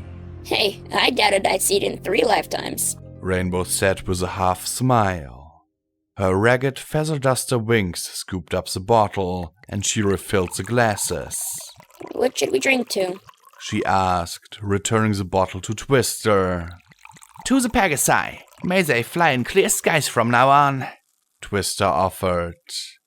The grey officer stared into the glass. To the fallen, Stormchaser said, more subdued. May their sacrifices be remembered and honored. Rainbow Dash mirrored the general, her own eyes distant. 2 friends. May they always be reunited. In the dim confines of the ship, 3 glasses clinked together. There was only one direction in this city. Down. Every drop of water reinforces this fact. It flows endlessly from the firmament, races down the cracked black walls, spurts out of downspouts, sprays of molding, and crashes downstairs. Cold waterfalls cascaded down elevator shafts, and rivers flowed out lobby doors. The streets served as canals for the rain until it disappeared down cracks in the asphalt, swirled down storm drains, and poured into the subways with the perpetual noise of a great inhalation. The current never ends. Downward, downward, down. Escape is impossible. The curving streets only led inward, and even the most concerned effort to leave would be stopped the moment one reached the grim walls rising story after story around the entire city. A monolithic barrier to keep the wasteland out and the captive in. The street signs at intersections never point in a direction leading away from the city. The maps in the traveler's kiosk ends at the wall, as if there were no Equestria beyond it. The wasteland is a cool monster, patient, accepting an escape today with the easy knowledge that tomorrow, or someday, it would claim you. Not this place. It hungered.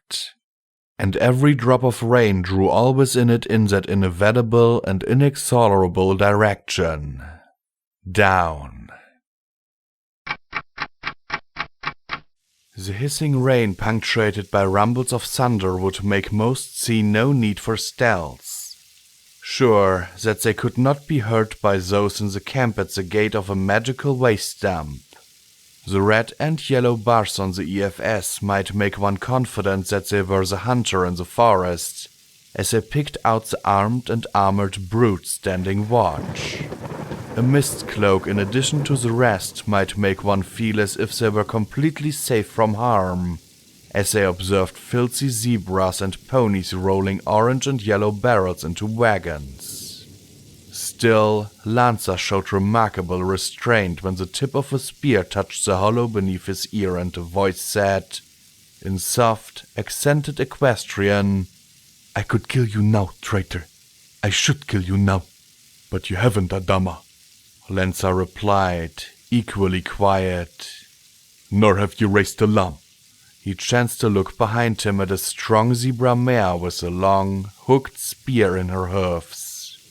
Her stripes were particularly wavy, and her rump seemed to show some kind of sea creature. "How did you hear me?" he asked. "The Atoli can track a shark 10 feet under a breaking sea," she said smugly. "Also, your pony device makes a faint whine when wet." "I was afraid you might hear it. Still, it has great uses in navigation," he replied. She huffed.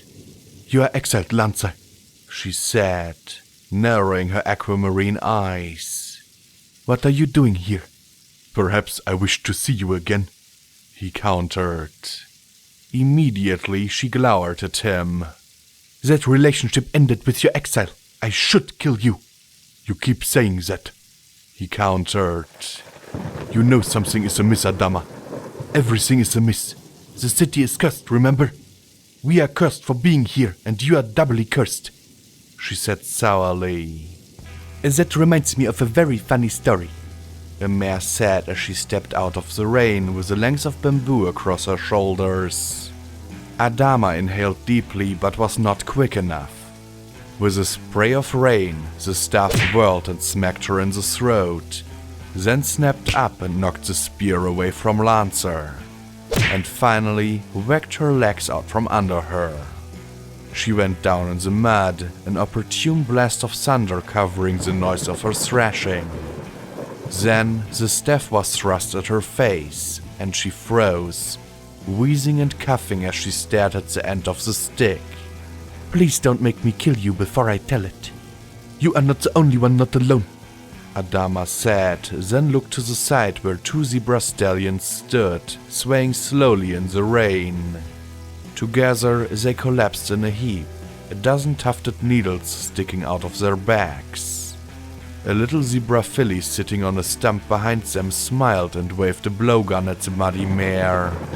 "Betsavana," Adama muttered. Her eyes returned to Lancer. "What do you want?" "2 things. First, I want to know what my father is up to. Why are you here? Why are you making our people work as slaves?" "I will not answer your question, traitor. The Atoli are loyal to our oaths to the last Caesar." From above, a skywagon slowly descended towards the trio and their prisoner, pulled by a waterlogged teal ghoul. Her wings resembled drenched feather dusters, and Adama balked a little at the ghoul Pegasus's appearance. "I want to go home. I want to take care of the children. There's far too much lightning to fly safely. Master Vanity told me to take care of the children," she rasped in a daze. The tiny zebra sprang across the ground and landed on the wagon. "You're taking care of me, Miss Harpica," she piped, patting the ghoul's drenched mane. The ghoul gave a shaky smile. "Yes, I am. We should go home before you catch your death of cold." "That reminds me of another Sakashi began. "Enough," Adama hissed, looking from one to the next in bafflement. "I am no traitor. Take your lice and be gone. I am not going to get to tell my story, am I?" Sakashi said with a sigh as she stepped up beside Lancer and extended her pole. "Some zebras have no time for lore." As Adama picked herself carefully out of the mud, her eyes went from one to the next, then glanced back at the camp.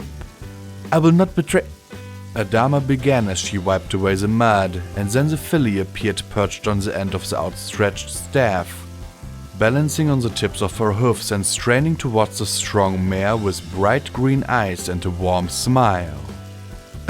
Hello? Hello, she piped. I'm Medina. No pony seemed to move for a second, save Sakashi's growing smile. Then Adama said slowly, Yes, well, you should go and... Medina, though, was more interested in Adama's dropped spear and gestured down at the massive pole arm. Wow, that's a really big spear. What do you hunt with that? Super enormous mega kupa raptorches? It's called a harpoon. Adama muttered grumpily as she looked down at it. My tribe, the Dolly, use them to hunt sharks and... She glanced back to the now empty end of the staff. Squid? Medina appeared on her back. What's a shark? And a squid? And an Dolly? Lanza reached out and pulled her off Adama's back and set her on his. Medina, she needs to answer our questions first. My questions are important too, she said with a sulk, crossing her forelegs before her as she scowled at him. Adama looked from the young filly to Lancer, then back at the camp. They are from a place called Glyphmark. Your father named them traitors, no better than ponies. Adama said carefully. We are collecting this poison. I know not why. Ah, that reminds me. It is funny, is it not? Sakashi said. First he names me traitor, then his daughter, others that fled with us, all who wish not to join his remnant. So many traitors. She peered at Adama, then blinked. Why you are not laughing? Do you not find it funny? One wonders when he shall say you are a traitor, or the stones, or the sky. How many times must one name another traitor before one thinks that their idea of loyalty and treason quite odd? He's a legate. It is our duty. Adama began, averting her eyes. It is our duty to collect magical waste, to put our people in harm's way? Lanza asked sharply. From Glyphmark or anywhere else, none of our people should be treated so. It is an insult to all our tribes. You said yourself that we should not be here. The Atoli should be on your islands. I thought I knew why he brought us here, but now I know nothing. He has love for naught but the brute. I have concerns, Adama admitted hesitantly. So many do. When the brute of Kotal appeared, they were powerful but few and easily commanded. Now they are so many. 10 for every one of us. And more every day. They follow their own strange orders. And we are left to gather weapons for them, to fight and collect whatever he bids as if we were dogs. And if they come to us from equestrian settlements, travelers are enslaved immediately. Our people. Lancer sighed. Is any zebra going to do anything about it, Adama? Are you? She snapped back. You are exiled, betrayed, cursed. I am, he answered. We will free those prisoners, and Hapika will fly us all to safety. I'm not much of a flyer, much better as a nanny. I'd very much like to return to doing that. Teaching young ponies their alphabet, mathematics, scales. Oh, she's been teaching me to sing, Medina piped, bouncing up on the wagon and took a deep breath. Sakashi silenced her, pressing a hoof to her lips. Quiet, my heart. I do not wish to test your guts against the brute just yet. Undaunted, Medina began to dance on the wagon, lips moving silently. Adama watched in bafflement. You're all mad. There is a surplus of that in this place, Lanza replied. Is any zebra in the remnant brave enough to stand up to my father? She looked away, tapping her hoofs against the shaft of the harpoon. Perhaps, maybe, afterwards, once the city is broken, once the maiden returns, if she returns, like the legate assures us she will. But there are the harbingers to consider. Hundreds of well-armed, well-fed, well-organized ponies. They camp near ours and wait, watching, waiting for the moment to attack. Till they are dealt with, we cannot withdraw. Not when we are so close to destroying this foul place. And as their numbers swell, so too does the number of brute, Lancer countered. The mare squirmed uncomfortably. If I could, I would take Pokey and leave this place. I long to hear the sea waves on rocky shores again, tracking sharks along the reefs and shoals. This rain, this never-ending storm, it is not right. But if I were to try and flee... Lancer touched his scarred face. I know. You named your spear Pokey? Magina asked curiously, 4 sets of eyes falling upon the filly. Adama flashed and hugged the harpoon closer to herself as Magina grinned and waved her blowgun. This is Mr. Sleepy Time.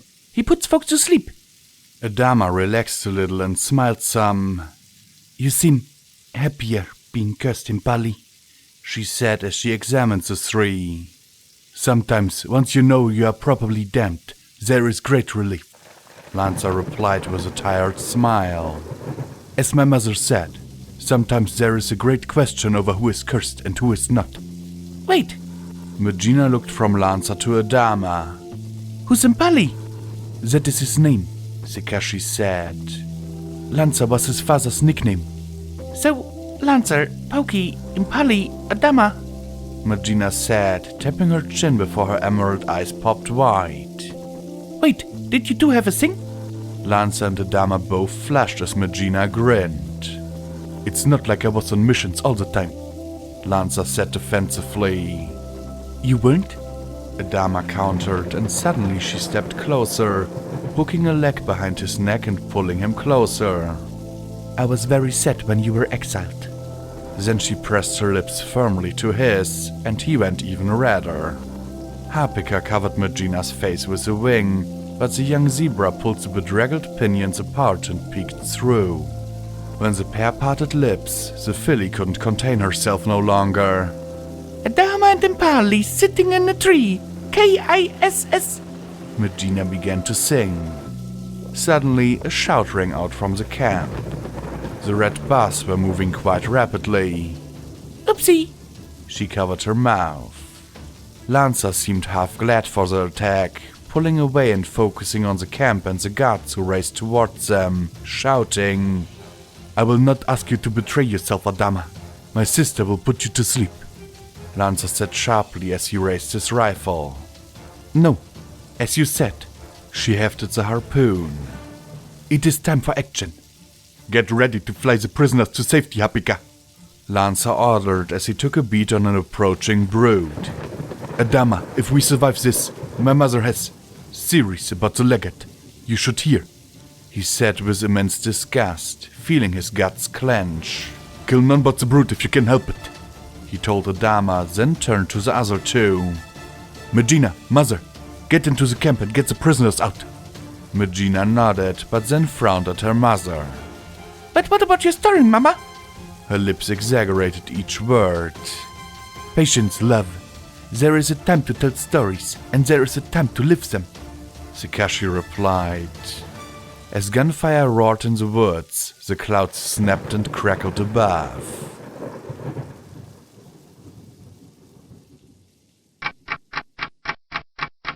This was a city of artifice, of artifact.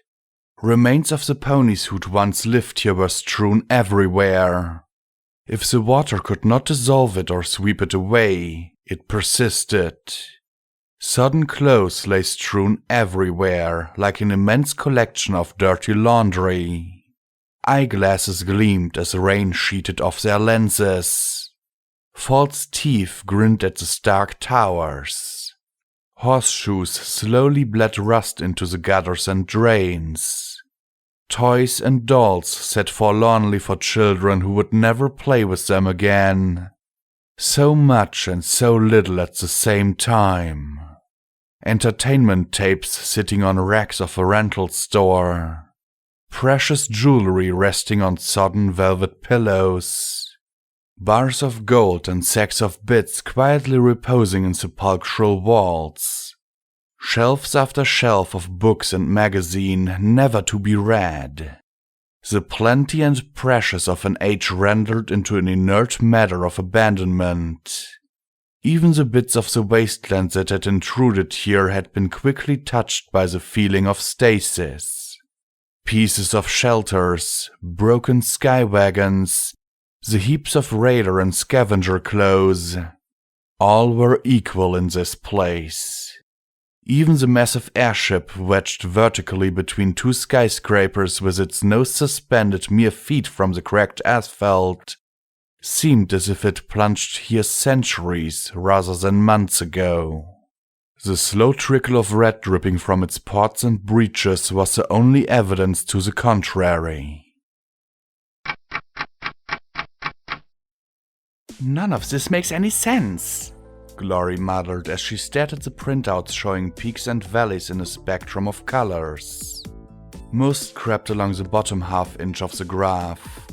One peak, however, rose above all others to the very top of the graph. Even with the Arcanospectrograph, we still aren't any closer to understanding what enervation actually is. She sighed, stretched out her left wing to hook the silver ring lying on the scientific apparatus, and peered at it as if trying to unlock its secret by eye alone. We know the field is either generated or magnified by these, but we don't know how. We know the field is damaging to living tissue, but we don't know why. And Blackjack was resistant to the effects, but we aren't sure of the cause. Grunting, she rubbed her face with a hoof. This is maddening. Speak for yourself. The normally cynical and surly Triage replied as she gawked at the other printouts. The pair were in an old lab in the collegiate. The room had been cleaned out and loaded with fresh equipment and terminals. Several silver rings hung from pegs on the wall, and there were cages filled with bloat sprites in the corner.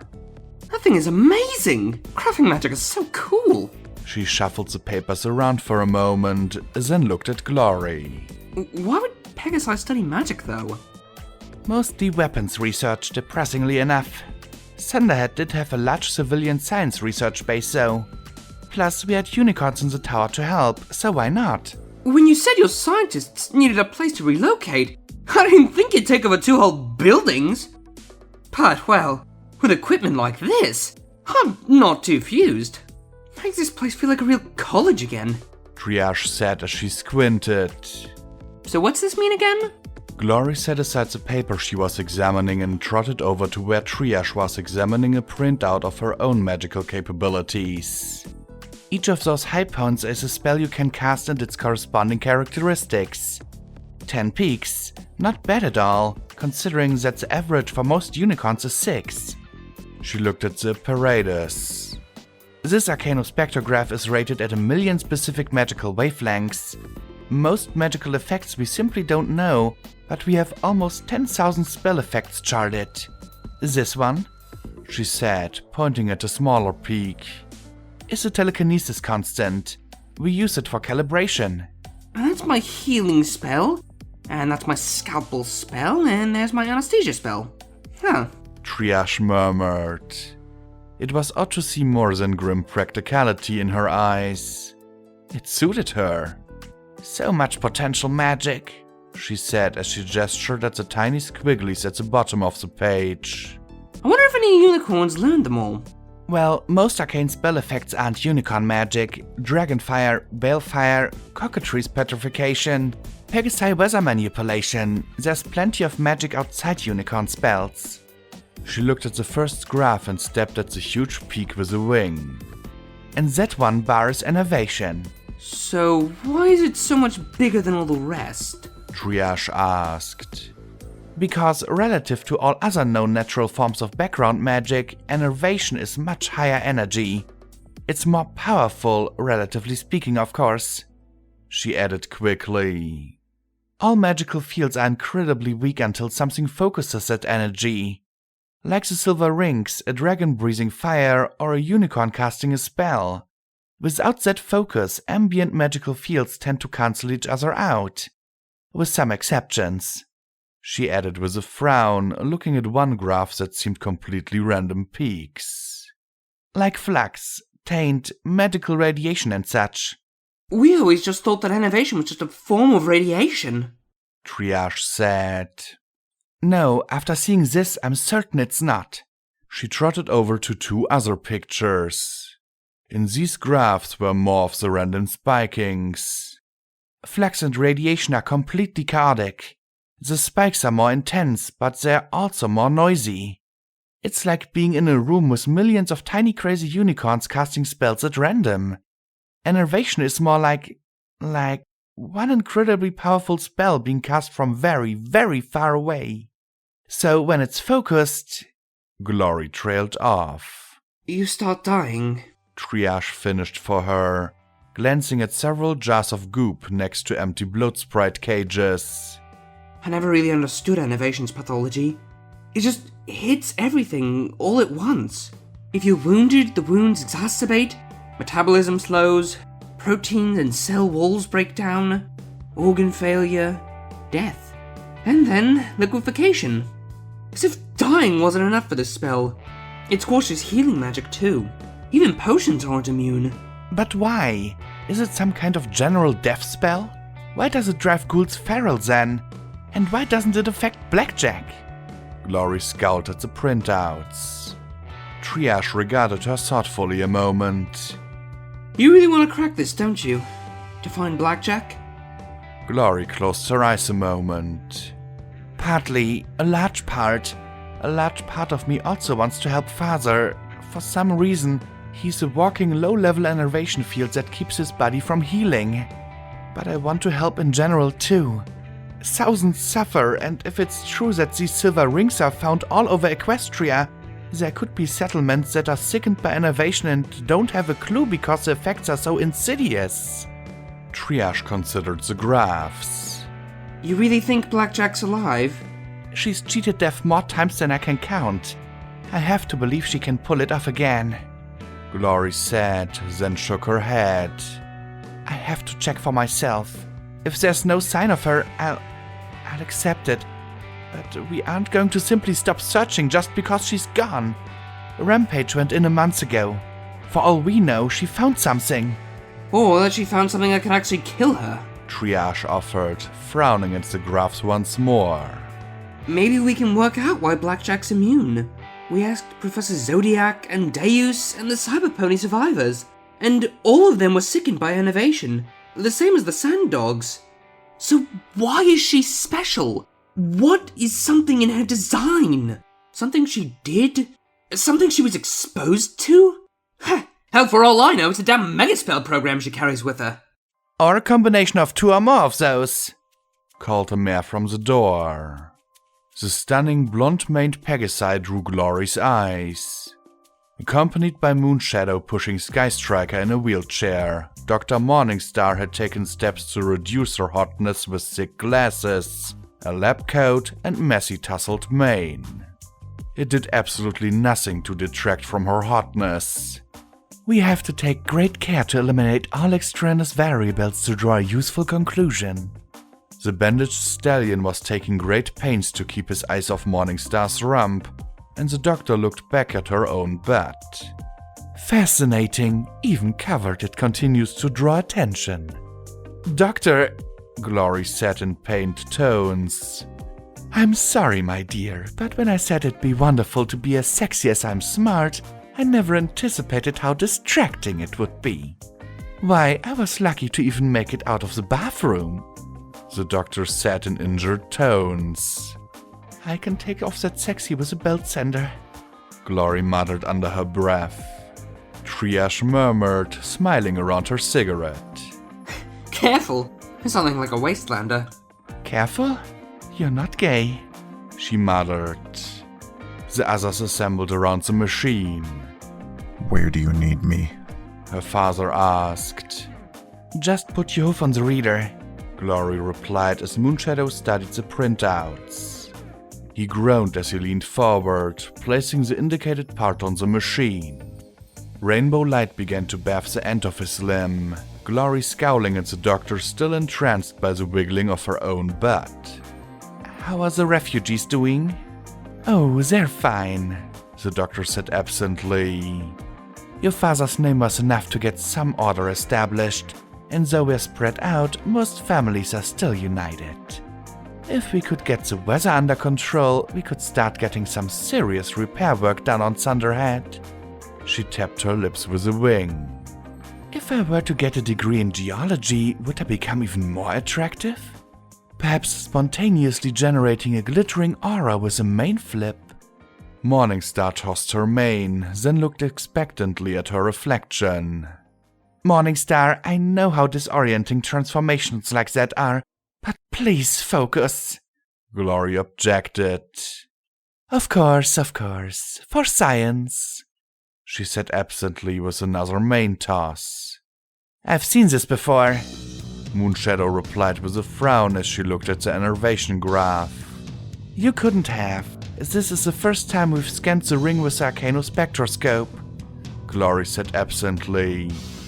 Moonshadow glared flatly at her.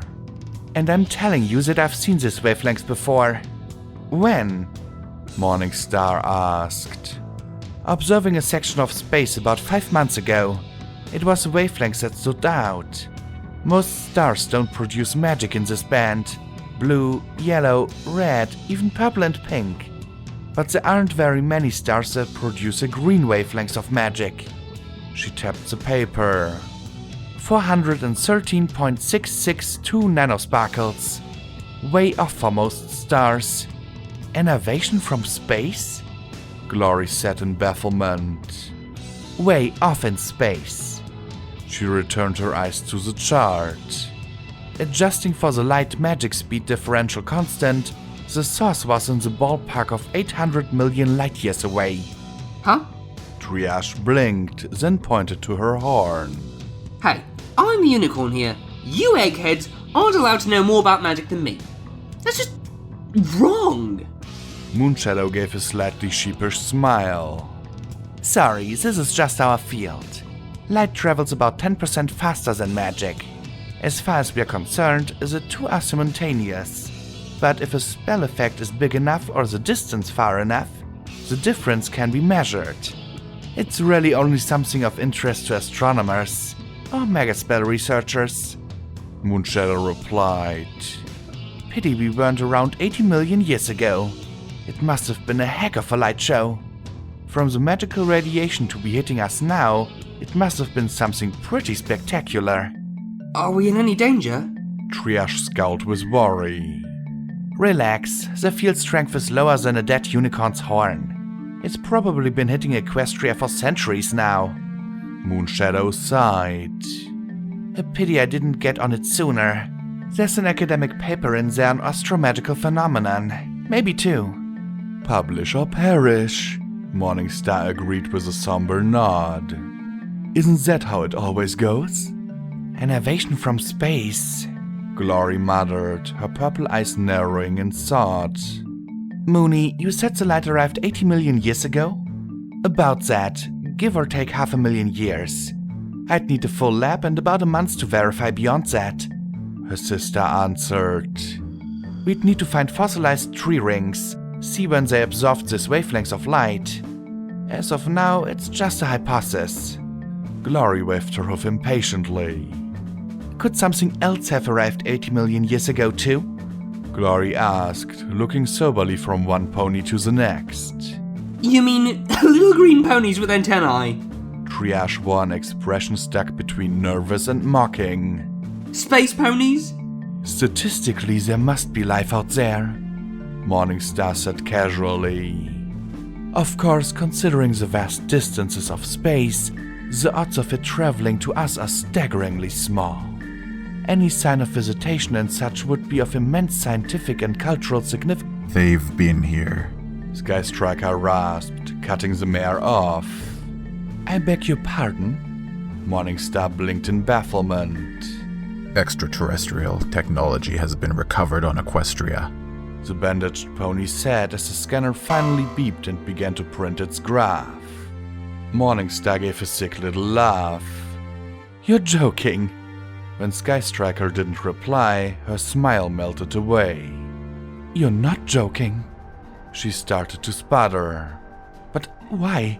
The scientific opportunity, the experimentation and observation and... Her eyes hardened behind her glasses. It had military applications, didn't it? in spades. Sky Striker answered. The military has always made sure it received any technology from the stars.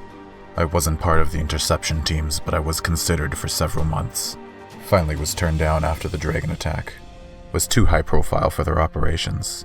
He dropped his eyes. It was all top secret. He added, as if that might justify what he'd done.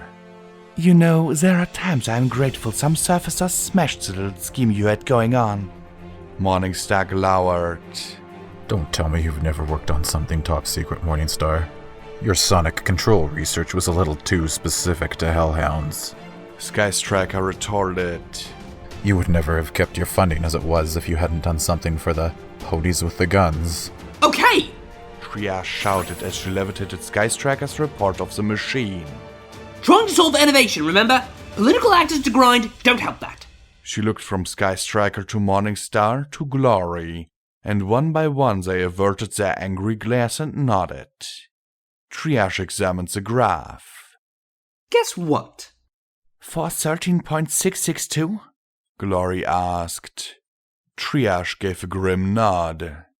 That confirms why your healing is retarded, Daddy, but not why innovation is focused on you, or why it's doing what it's doing. She glared at the graph as if it had personally insulted her, then rubbed her chin. It's like there's a silver ring inside you, but Mother didn't have the time to implant one, unless... Her eyes widened. Blood sample! I need a blood sample and a microscope! She immediately started searching through equipment on the tables. Morningstar and her sister watched impassively for a moment. Then Morningstar told Moonshadow, "This place is an observatory. It might have some records on file of that stellar phenomenon you mentioned, to see if it was any different a few hundred years ago, or some other useful equipment gathering dust. Honestly, considering how much got thrown into back rooms, I wouldn't be surprised. I'd give my virginity for a precision picosparkle wavelengths analyzer or a multiphase magic inducer." "Haven't you already lost that since becoming a mayor?" Moonshadow asked as they trotted to the door. "Like a dozen times over? Virginity is all in the mind," Morningstar replied glibly. "Besides, I've been a father and a grandfather. I'm quite thrilled for the chance to be a mother too." When the pair had left, Triage let out a breath and rubbed her temples. I don't think I'll be able to handle him. That pony much longer. She muttered. How do you think I feel? Sky Striker rasped. If I couldn't plead being on death's door, she'd be trying to get at my pedigree. Having him as a grad school advisor was bad enough. I have a mother, Glory said flatly, then sighed. If it makes it easier, think of the doctor as having intellectual incontinence. Everything in her head dribbles out, no matter what kind of mess it makes.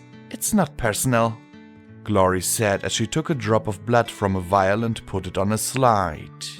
As she carefully worked the knobs, she asked, "Have there been any new problems, Triage?" Oh, you mean having thousands of Pegasi crashing in our facilities? Triage asked, then took a pull on the cigarette. There's still a lot of angry feelings, but the fact is, you folks are real scientists. Most of us were self-taught, tutored by Zodiac or the Steel Ranger rejects. I didn't even know what the Arcana Spectrum was until today. She twitched the cigarette, pinched limply between her lips. You fixed up our turrets, and worked out the bugs in our implants, and we're getting money off of them. I'm grateful. Still, there are plenty of folk that feel like the Thunderhead invaded. Sorry, Glory said, ears folding back a little as she looked away from the microscope eyepiece and to the blue unicorn. I know you didn't want this. Want? Who cares what they want? Triage snorted. I wanted a stallion and a filly right about now. I got a colt who took off the first syllable of pregnant, and a dead child 6 months later. Nobody gets what they want. You get what you get. And if you're smart, you make it what you want. I didn't know, Glory said. Triage waved the cigarette irritably in the air with her hoof. No reason you should. And I'm not fishing for sympathy. Just do what you need to do. Glory returned her eyes to the microscope, focusing back and forth till the red blobs turned into flat pancakes mixed with an occasional whitish blob. Then she inhaled sharply as she spotted the silvery sparkle and zoomed in even more. Sweet Celestia. The red blobs filled her view, and scattered across them were tiny silver rings. That's why you can't heal, Daddy. You have enervation rings inside you. I do? How is that possible? He asked. When she injured you, her wings must have shed millions of these into your wounds. They're all over your cells. Glory said with a frown. Glory moved aside, letting Triage take the eyepiece. Son of a bitch. Look at all of them. The doctor muttered. And I don't have a clue how to stop them. Glory muttered. They aren't affected by magnetism or radiation. Electrical fields just make them stronger. She glared at the large silver ring on the table. And if there's a magical solution, I don't know it. I can work theory, I can't cast spells. Triage levitated her magical graphs to herself again and stared at it. What if I cast this spell? She asked, tapping the enervation spike. You think you can? Would that do anything? It's creating that wave. Glory objected. When Triage looked at her flatly, the Pegasi relented. Okay. If you think you can, go for it. I'll step out of the room if you don't mind. If I have those rings inside me, I'd rather not be around when you're experimenting with that kind of magic. Sky Striker said archly. Oh, sorry, Daddy.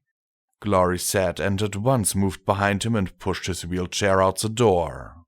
In the next room, 6 Pegasi and 2 unicorns were working with dozens of small round metallic implants. Sky Striker cleared his throat. How's your new wing?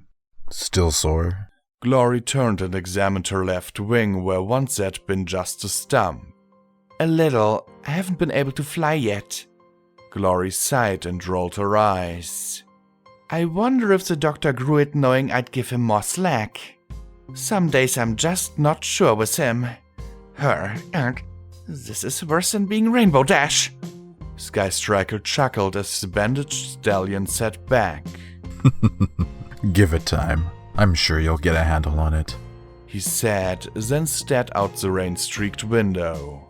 About Blackjack. She's alive, Glory said firmly. You might have to reassess that eventually. He said calmly, reaching out to pat her back. Eventually isn't now. Blackjack is alive. She has to be, Glory said with the same firmness. If she hasn't contacted us, it's because she's in trouble. The sooner we figure out enervation, the sooner we can go to help her. He let out a long sigh. And at what point do you conclude that she didn't escape the implosion, Glory? You can't find evidence if it's been crushed by a mega spell. Glory didn't answer, and he sighed again. I'm not saying you should give up hope now, but you're a rational pony. When do you draw the line? Glory was quiet for several seconds, as if she was searching for that answer. If we go into the car and can't find her, then I'll accept that she's gone. Not before then, Glory said, then gave him a gentle hug. Don't worry, I won't go till we're sure it's safe. Sometimes, I doubt if there is such a thing anymore. He replied, then fluttered his wings, pushing his chair away from Glory and towards the far exit. Go take care of your work. I know you'll find an answer sooner or later. I need to contact Dusk at the Skyport and make sure everything there is alright. Glory watched him slowly wheel out of sight, then sighed herself. The sigh was cut short by an explosion in the lab. Glory jumped and dashed inside. Triage lay on the floor. The work table that had held the silver ring had split in two, and from it rose a delicate silver spire. The form seemed to balance perfectly upon a point, and as it rose up, branches curled off it in oddly mathematical patterns. What did you do? Glory asked the shocked Triage. I just cast magic at it. I was thinking about other things. And when I heard the note, I just let my horn do something. Triage mumbled in shock. I don't know how. I've never cast a spell like that before. Glory stared at it for almost a minute. Can you do it again? Glory asked. Of course, because one explosion's never enough. Triage mumbled as she stared at the silver spire. Then she closed her eyes and her horn glowed. Nothing happened. She peeked at the tree and her horn glowed again. Nothing. You said you were thinking about other things. What? Glory started, then caught Triage's glare. Oh. It's not the kind of thing you get away from. You wouldn't understand. Triage muttered, looking away. I might a little. Would you please think about what you were thinking about before? Glory requested delicately. Triage glowered at her but closed her eyes and lit her horn. Glory's ears twitched. I can hear it. Vivid green bolts of magic bubbled along Triage's horn, exploding in bursts of green and purple. Suddenly the silver tree sucked back into itself, reforming into a tiny hexagon. A second later it morphed into a cylinder the size of Glory's hoof. Then it collapsed into a bird's nest of silver wire. Triage sniffed as tears ran down her cheek and her horn stopped shining, the greenish-purple blisters of magic fading away. Okay. That's enough. I'm sorry, Glory said, trying to touch the unicorn, but she pulled away as the nest melted into a ball a hoof across. Glory sighed, then picked it up carefully between her hoofs. The mass feels the same, and it's not heated in the slightest. I wonder if this is some kind of static fluid instead of a solid. An excellent question. We might find the answer with this, the doctor said from the doorway. A strange piece of equipment was perched on her rump, with tiny dishes waving back and forth and talismans beeping on the side. A submicronic wavelength amplifier, still in its MAS wrapping. The pale, blonde Pegasus danced on her hoofs. Oh, I love this place. I would have come years ago if I'd known. Moonshadow caught the equipment as it almost bounced off Morningstar's rump. Careful! For all we know, this is the last one of these anywhere. What do you want it for? I have a theory. Morningstar grinned as Moonshadow set the equipment on an intact counter. A way to explain how enervation does what it does while being only a single wavelength. Twilight Sparkle's dissertation on magical subharmonics? Glory asked archly. Morningstar's smile immediately soured into a pout. I did give you back your wing. The very least you could do is let me pretend that I came up with the idea. Plagiarism is a terrible thing. You taught me that. Glory countered. Morningstar huffed. Fine. Twilight Sparkle's theory then.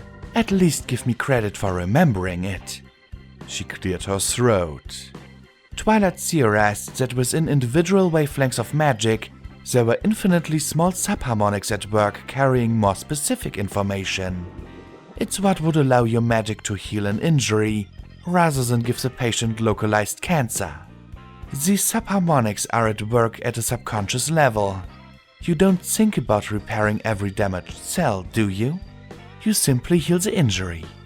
So you think enervation has subharmonics? Glory asked, rubbing her chin. If Twilight's theory holds true, sure. Otherwise, magic just wouldn't work. Why else would a cockatrice's gaze turn a viewer to stone, but not if they avert their eyes? And why not turn grass and trees to stone as well? Or how does a teleportation spell know to teleport your saddlebags but not the dirt you're standing on? Morningstar asked with a grin and toss of her mane. I love being smart. I don't think the Killing Joke realized just how much you'd enjoy it. Glory growled before looking at Triage and holding up the silver orb. Would you mind? Triage sighed and took it again as Morningstar fiddled with the knobs. Okay. I just don't like this stuff. When I hear that scream, it feels like... It's like when I lost my stop it. It makes me think that if I just had a regeneration implant, he might have made it. She said with a glance over her shoulder, back towards the lab. Just once more. If we can map the subharmonics, that might be the key. Glory assured her. Triage sighed and her horn started to glow. A minute later, the green glow began to form and bubble on her spire. Morningstar's obnoxious grin melted, shivering and fluffing her feathers as she focused on the machine. Glory swallowed repeatedly. The orb shivered and shifted in Triage's hooves, becoming a pyramid, a metallic eyeball, a syringe, and a gear. Then the tough, cynical mare let out a sob and backed away as the silver blob tumbled to the ground. That's it. That's it. That's it. I'm done. I'm done. Bring your own damn horns if you want to fuck with that stuff anymore. It's fine, it's fine, Glory said, glancing down at a statuette of a 7-month-old pony fetus. She kicked it out of sight under the ruins of the workbench. Every mare there, even Dr. Morningstar, seemed aware of how not fine it was. Glory turned to Morningstar and Moonshadow at the device. Well, this is... Morningstar began, then faltered. Her eyes shifted over to the covered statuette, and then swallowed again. Yes, there are subharmonics here, incredibly complex subharmonics. I've never... She glanced again. I'm too good a pony, she muttered softly to herself. This innervation has to be one of the most complex spells in history. Look. She passed to Glory a printout much like the pharmagraphs. Glory stared at the printout, the spikes and the valleys. Then she checked another, and another. Why aren't these constant? See? Here, and here, and here? She said as she tapped certain lines where the peaks rose and fell. The equipment is working. Might be a calibration thing? Moonshadow asked. No, it's like... She blinked and stared at the covered lump of silver metal. It's a carrier wave. It's not just spell effects. This is carrying information. She carefully lifted the boards and fished out the lump. If we hooked this up to a terminal, analyzed the broadcast, it might be the enemy transmission. Or perhaps it's trying to control something. Or maybe all those different forms the metal took could have some sort of technical pattern. We could use this to our advantage. Think of the possibilities. Glory gushed. Moonshadow said dryly, I thought you were all about finding blackjack. Glory grew still. Slowly, she stared down at the silver image of a dead, unborn pony. She glanced over at the stricken Triage and the solemn Morningstar and Moonshadow. Then she firmly set it aside and pushed it away. Moonshadow trotted over and covered it with her claws. Thanks. Triage muttered, and Moonshadow nodded. So, we have the spell effect subharmonics. How do we overcome it? Glory asked in brisk tones, eager to move on. I have no idea.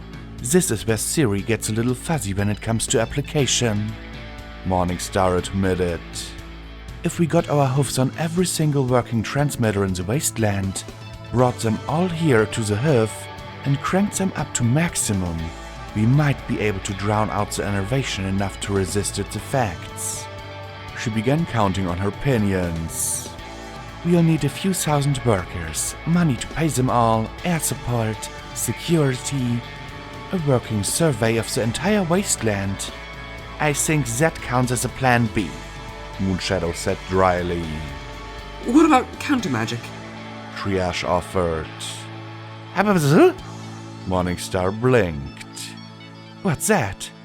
Triage sighed. Something some ponies can do when they know the same spell, and they know the other pony knows it. Part of the reason why most unicorns don't gush over the magic spells they know. She blinked at the blank faces. None of you know this? Most unicorns didn't get published in scientific journals in the Enclave, Glory said. triage glanced from one to the next, as if verifying that they needed her input. Well, say you're a unicorn who's going to cast a healing spell to heal yourself, and I know how to cast it, and I know that you're going to cast it. Well, it's hard to explain. It's like casting backwards or inside-out cross-eyed. But if I cast the counter spell at the same time you cast your spell, then there's a great big flash, we both get knocked on our butts, and no other magic gets used. Great way to get a migraine, by the way. She added, levitating out another cigarette and lighting it up. Interesting. That's a principle that's sound in communication jamming as well. Morningstar said thoughtfully. But how would we find the precise opposite microfrequencies to counter such a complicated... Moonshadow took the printout from the scanner, turned the paper over vertically so the white backside faced up, and began to fill in the microfrequency peaks to the base of the page. Morningstar's jaw dropped as, in a minute, she scribbled out the reverse of the enervation signal. Easy, she said as she held it up. My word, well, Morningstar blustered. She adjusted her thick glasses with a wink. Well, it'll certainly get us in the right weather system. Some fine-tuning will be in order, of course. It's quite a complex blend, and it will certainly take a while to train a unicorn to cast a precise spell. But Moonshadow didn't seem to be listening, just staring at what she'd drawn. What? Morningstar said, noticing Moonshadow's distraction. Don't tell me you've seen that pattern before too. Moonshadow tapped her muzzle with a hoof, then slowly smiled. You know what? I think I have. Fluid. It dripped, trickled, splashed, swirled, gurgled, sloshed, flowed. It moved swiftly, slowly, and not at all. It eschewed straight lines, biting into them whenever it could. When collected, it sat still with contained mass, waiting for the moment to burst free. When in motion, it powered through the city in gouts and torrents. It was not the sole source of movement in the city, though. Through the streets swirled storms of black and silver. The murmuring buzz resonated in the same key as that horrible note that suffused everything in this place. The whirlwinds swept around the city in a gate, ripping apart anything that caught their attention before proceeding on. Like water, they were constantly in motion, those tiny black and silver dots. When still, they formed inky shimmery mats that could explode into a fury of motion. But they were not simple hazards. They moved with purpose. In their wake, a fresh cable would stretch from one building to another. A support beam would be chewed through. A hole shot up. Their ultimate design might be inexplicable, but there was a design. A will at work in this dead and empty city. The tunnel echoed faintly beneath his hoofs as he strode along, next to hissing conduits in the wan light. He marched with slow, steady steps and smiled amiably. He didn't even glance at the sentry robots he passed, each one watching his progress with cold, mechanical eyes. A white plastic disc pendant bounced against his chest with each step. Despite his smile, his facial muscles twitched with barely restrained anger as he approached a hatch next to a huge door. 2 alcoves held a pair of Ultra Sentinels flanking the portal. What is it? A synthetic mare hissed through a speaker in the door. I need a little chat, oh promised one. Steel Rain said casually, his words curling with a faint sneer. Leave! Don't return till you're called for. The voice snapped. Okay then. He said with the smallest of shrugs. I could just chat to these robots. No way your goddess will hear, right? There was a pause, and the door hissed open. Inside was a large pod surrounded by 2 coaxial rings, each studded with a half-dozen mechanical arms. They whirled and spun around the object suspended in the pod, a partially disassembled mare. Her glowing green eyes focused on the stallion with a killing glare. What do you want, Seal? I'm in the middle of some delicate upgrades. Her 4 legs were connected only by wires, and her hips were a full foot removed from her chest, the gap strung by metallic cables and vertebrae. 1 wing remained connected to her shoulder, while the other was detached and being worked on by tiny talismans on the arms of metal manipulators. Oh, I know, he said casually as the door slid shut behind him and he trotted around to the control terminals. Got to love automation, don't ya? Just push a button and off it goes. What are you doing? Dawn asked, her green eyes widening in shock. Pausing the process, he said, tapping a button. A second later, the arms froze, leaving her now dangling from the restraints around her chest, throat, and hips. Then he calmly walked over and, as Dawn watched in shock, smashed the cameras in the corners of the room. Now then, it's just you and me. We need to talk about some things. Dawn thrashed against the restraints. Turn the machine back on immediately! How dare you! But Steel Rain just smiled calmly at her. Do it! He didn't move. Do it or you're dead! He didn't move or say a word. His silence and inaction induced such rage that she started to shake, making the restraints jingle. Actually, I'm not, he said as he touched a scar on his chest. Confirming my theory that you don't have my kill command. Cognitum does. He slowly approached her. So I'd like a little talk about you, me, and your goddess. You see, I've noticed some inconsistencies in our organization. Kill Blackjack. Capture Blackjack. Leave Blackjack alone. It's been galling me for quite a while now. For instance, if Blackjack is so vital, you should allow me to take some harbingers and search for her. But instead, we've been sitting on our asses, gathering numbers, and training with no mention of what we are gathering and training for. My goddess has countless eyes searching. No. She has countless robots searching. Steel Rain countered as he started pacing back and forth in front of her. Robot processors miss things. Empty food tins. Missing gemstones. Turds in the corner. A trail of drained wild Pegasus bottles. Signs that she hasn't been crushed to a layer of atoms in the megaspell. It wouldn't take more than a dozen of us wearing these to find something, he said as he levitated the talisman around his neck. But that's not the only thing that's nagged me. He pressed his lips together a moment in a scowl before asking, Why did you tell me spark grenades don't work on cyber ponies? Let me go! She screamed, jerking against the restraints.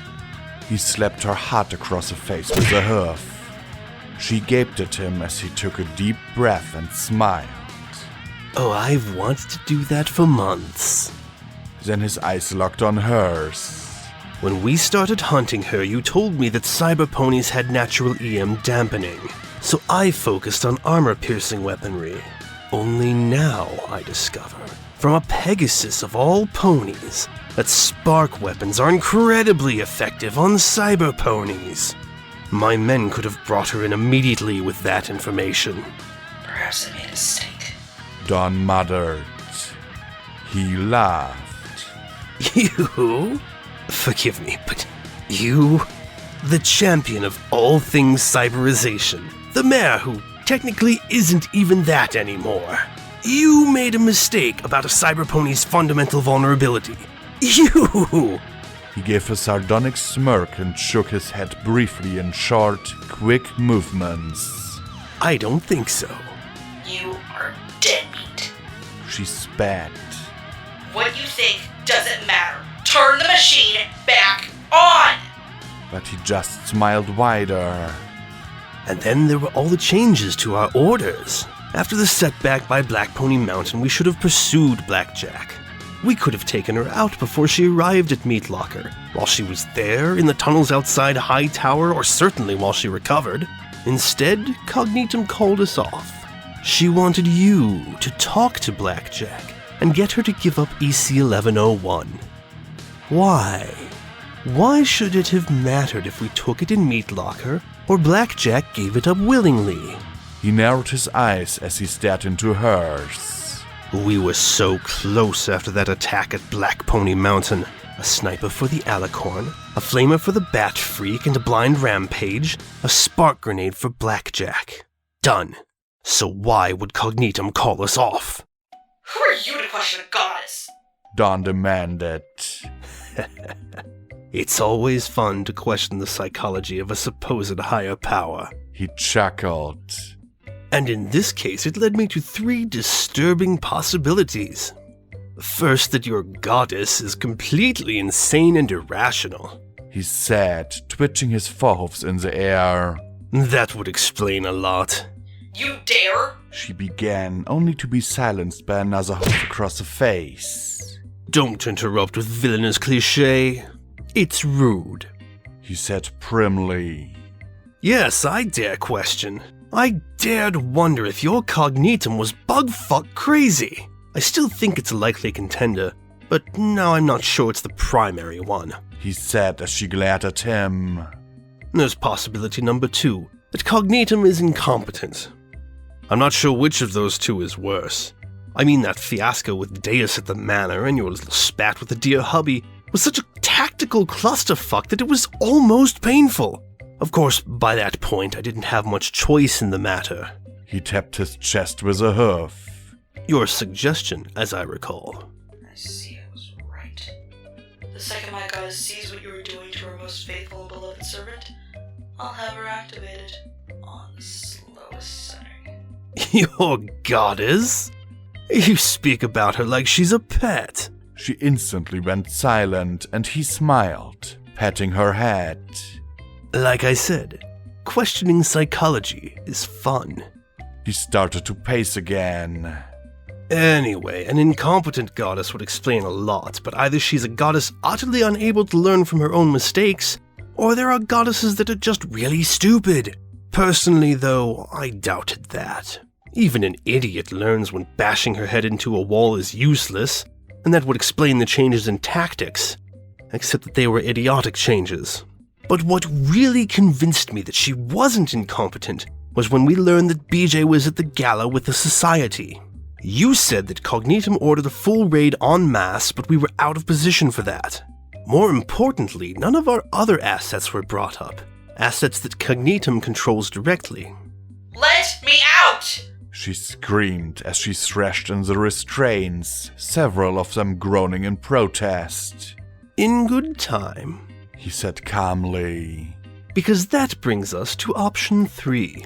One that explains how your goddess has made an absolute mockery of things with conflicting orders, mission creep, and boneheaded decisions. He paused as he stared into her robotic restraints.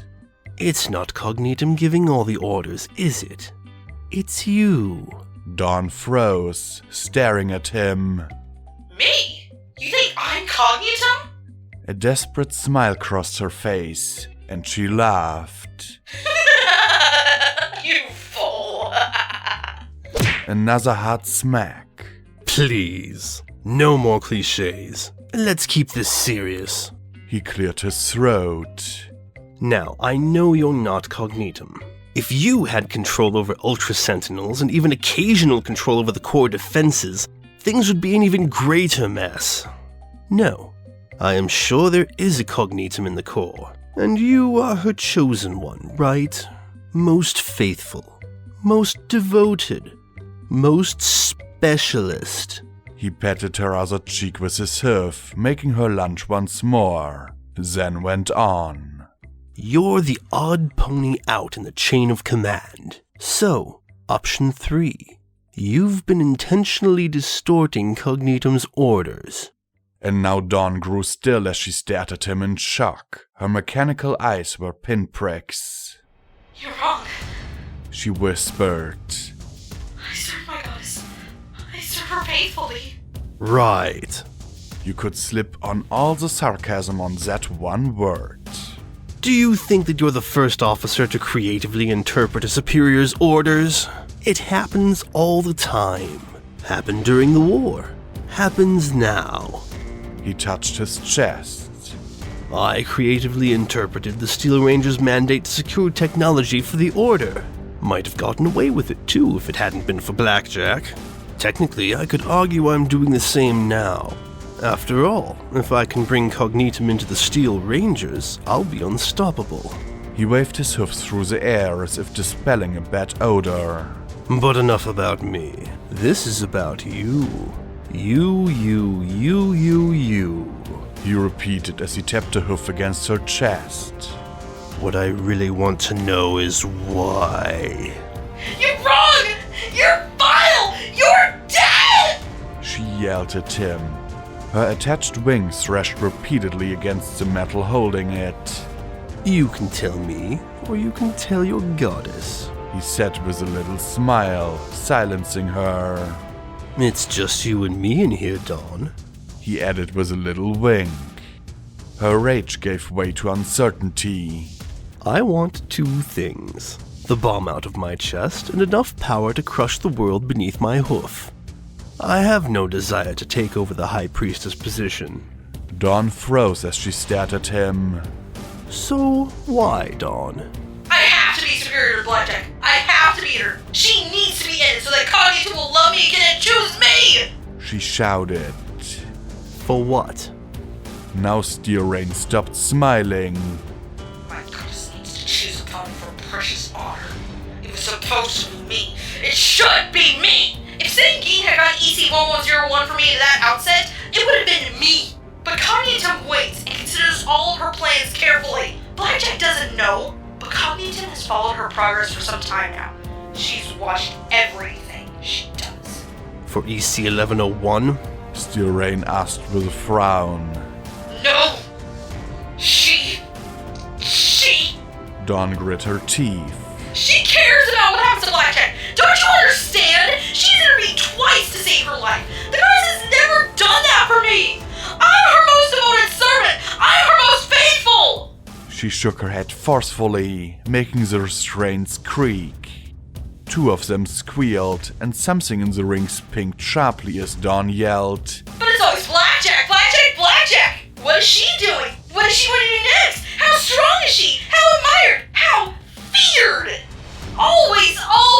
Always Blackjack! So that's why the orders haven't changed. She's searching for signs of Blackjack. Steel Rain mused. She thinks she needs Blackjack for her plans, not just EC-1101. That's why I need to find her myself. I have to be the one to stop her, to give my goddess the key to her freedom. She doesn't understand that Blackjack is undeserving, that she is unworthy. I sacrifice everything for my goddess, and I will prove to her that she should choose me. Steel Rain shook his head. Wow. You are one bugfuck crazy mare, he said with a condescending pat on her head.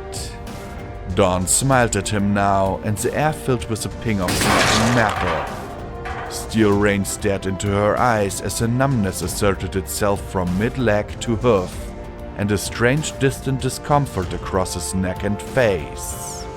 Half the world was a strange blur, his mouth and nose filling with the taste and smell of copper. Then he swallowed, and like a zipper, his face spilled apart in a line of agony and blood.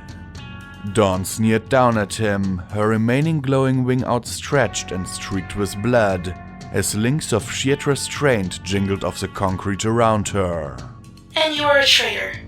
And a corpse. She said calmly. He tried to scream again, but merely choked, falling back as blood pumped and spurted. He fell on his back, his remaining forelimb pinching off the bloody stump. Blood dripped over the pip-bug as he kicked away from her with his hind legs. Then Dawn's wing snapped and shot a feather into the terminal. Green lightning crackled, and then the rings hummed. There. Remote access. And the machine came to life. Cables retracted, limbs attached, and hexagonal height was regenerated all over. With a hiss, the restraints dropped free and she lowered to the floor. She kicked aside his still twitching limb as she approached. Flesh. Pain. Weakness. End pain, and we can make this world paradise. She raised her bladed wings. But you won't see it. Then the large door rolled up and spotlights bathed the entire room in white. Dawn stared into the light as Steel's remaining eyes squinted. My goddess! The sharpened steel rod flashed from the door and slammed into Dawn's chest, flinging her through the air and into the concrete wall where she hung like a pink steel butterfly. More spikes flew through her body, her stomach, her outstretched wings, her hooves. Finally, she went limp, her metallic body sparking and oozing glowing green fluids. You have betrayed me, a mare said calmly in the blinding glare of the Ultra Sentinel's lamps. No! Whatever he told you! Dawn stammered. It was your own words that betrayed you, Dawn. Cognitum said quietly. Steel Rain trembled and shook as he gave the pip-buck a weak wave. Blackjack's trick, remember? He lurched and hot blood sprayed out of his split mouth. Dying here. No! I'm your most faithful! I'm your truest servant, mistress! Dawn screamed. A spike shot through her throat, silencing her. Enough. We shall see if you can yet be redeemed. The icy mare's voice said calmly. A silhouette slowly approached Steel Rain. You should be rewarded. Not dying. Good start. He gasped. No augmentation, either. No. The silhouette said coolly, in amused tones. Very well. I'll see if I can compensate you in other ways. I anticipate things will progress much more smoothly now. Then she paused. Wait, there's another tapped into your pip-buck. Another? Yes. The mare purred. Someone has tapped into your sensory data. Backtracking in 3, 2, 1. This was a city of many things, but it had an aberration, an intrusion. Like any living organism, maimed or not, it sought to expel this infection whenever encountered. In one apartment, the ripped-away wall had been replaced with a veil of pouring rain, and the beige carpet was stained with the previous inhabitants. Too large, too small. Two figures sat hidden in the back corner, huddled beneath a blanket to keep out the damp and cold. One black and the other white. I reached up, pulled off the Perceptitron, and magically yanked the wires from my pip-buck. Boo, wake up! I said, nudging the sleeping blank beside me. Sleepy, Boo protested, turning over on her side and pulling the blanket more tightly around herself. Go to bed, Blackjack, she grumbled, swinging a hoof in my direction. I levitated her, blanket and all, onto my back, spreading my wings a little to keep her in, as I bundled up all the salvage we'd gathered, particularly the gems. Especially the gems. I was fortunate enough that there'd been a jewelry store right outside where the hurricane had almost crushed us to goo. If it hadn't been for Boo's freaky luck, I was sure I would have been dead.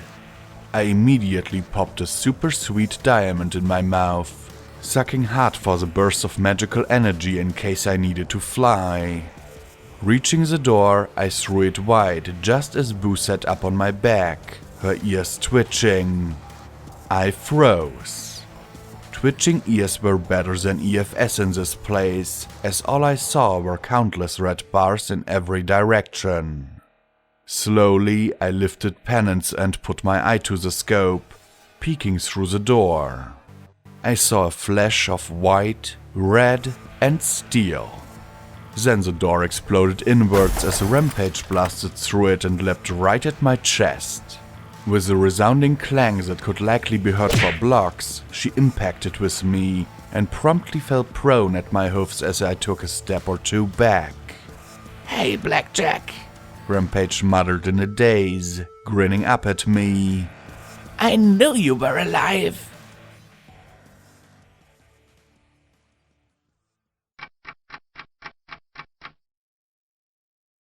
Footnote. Maximum level reached.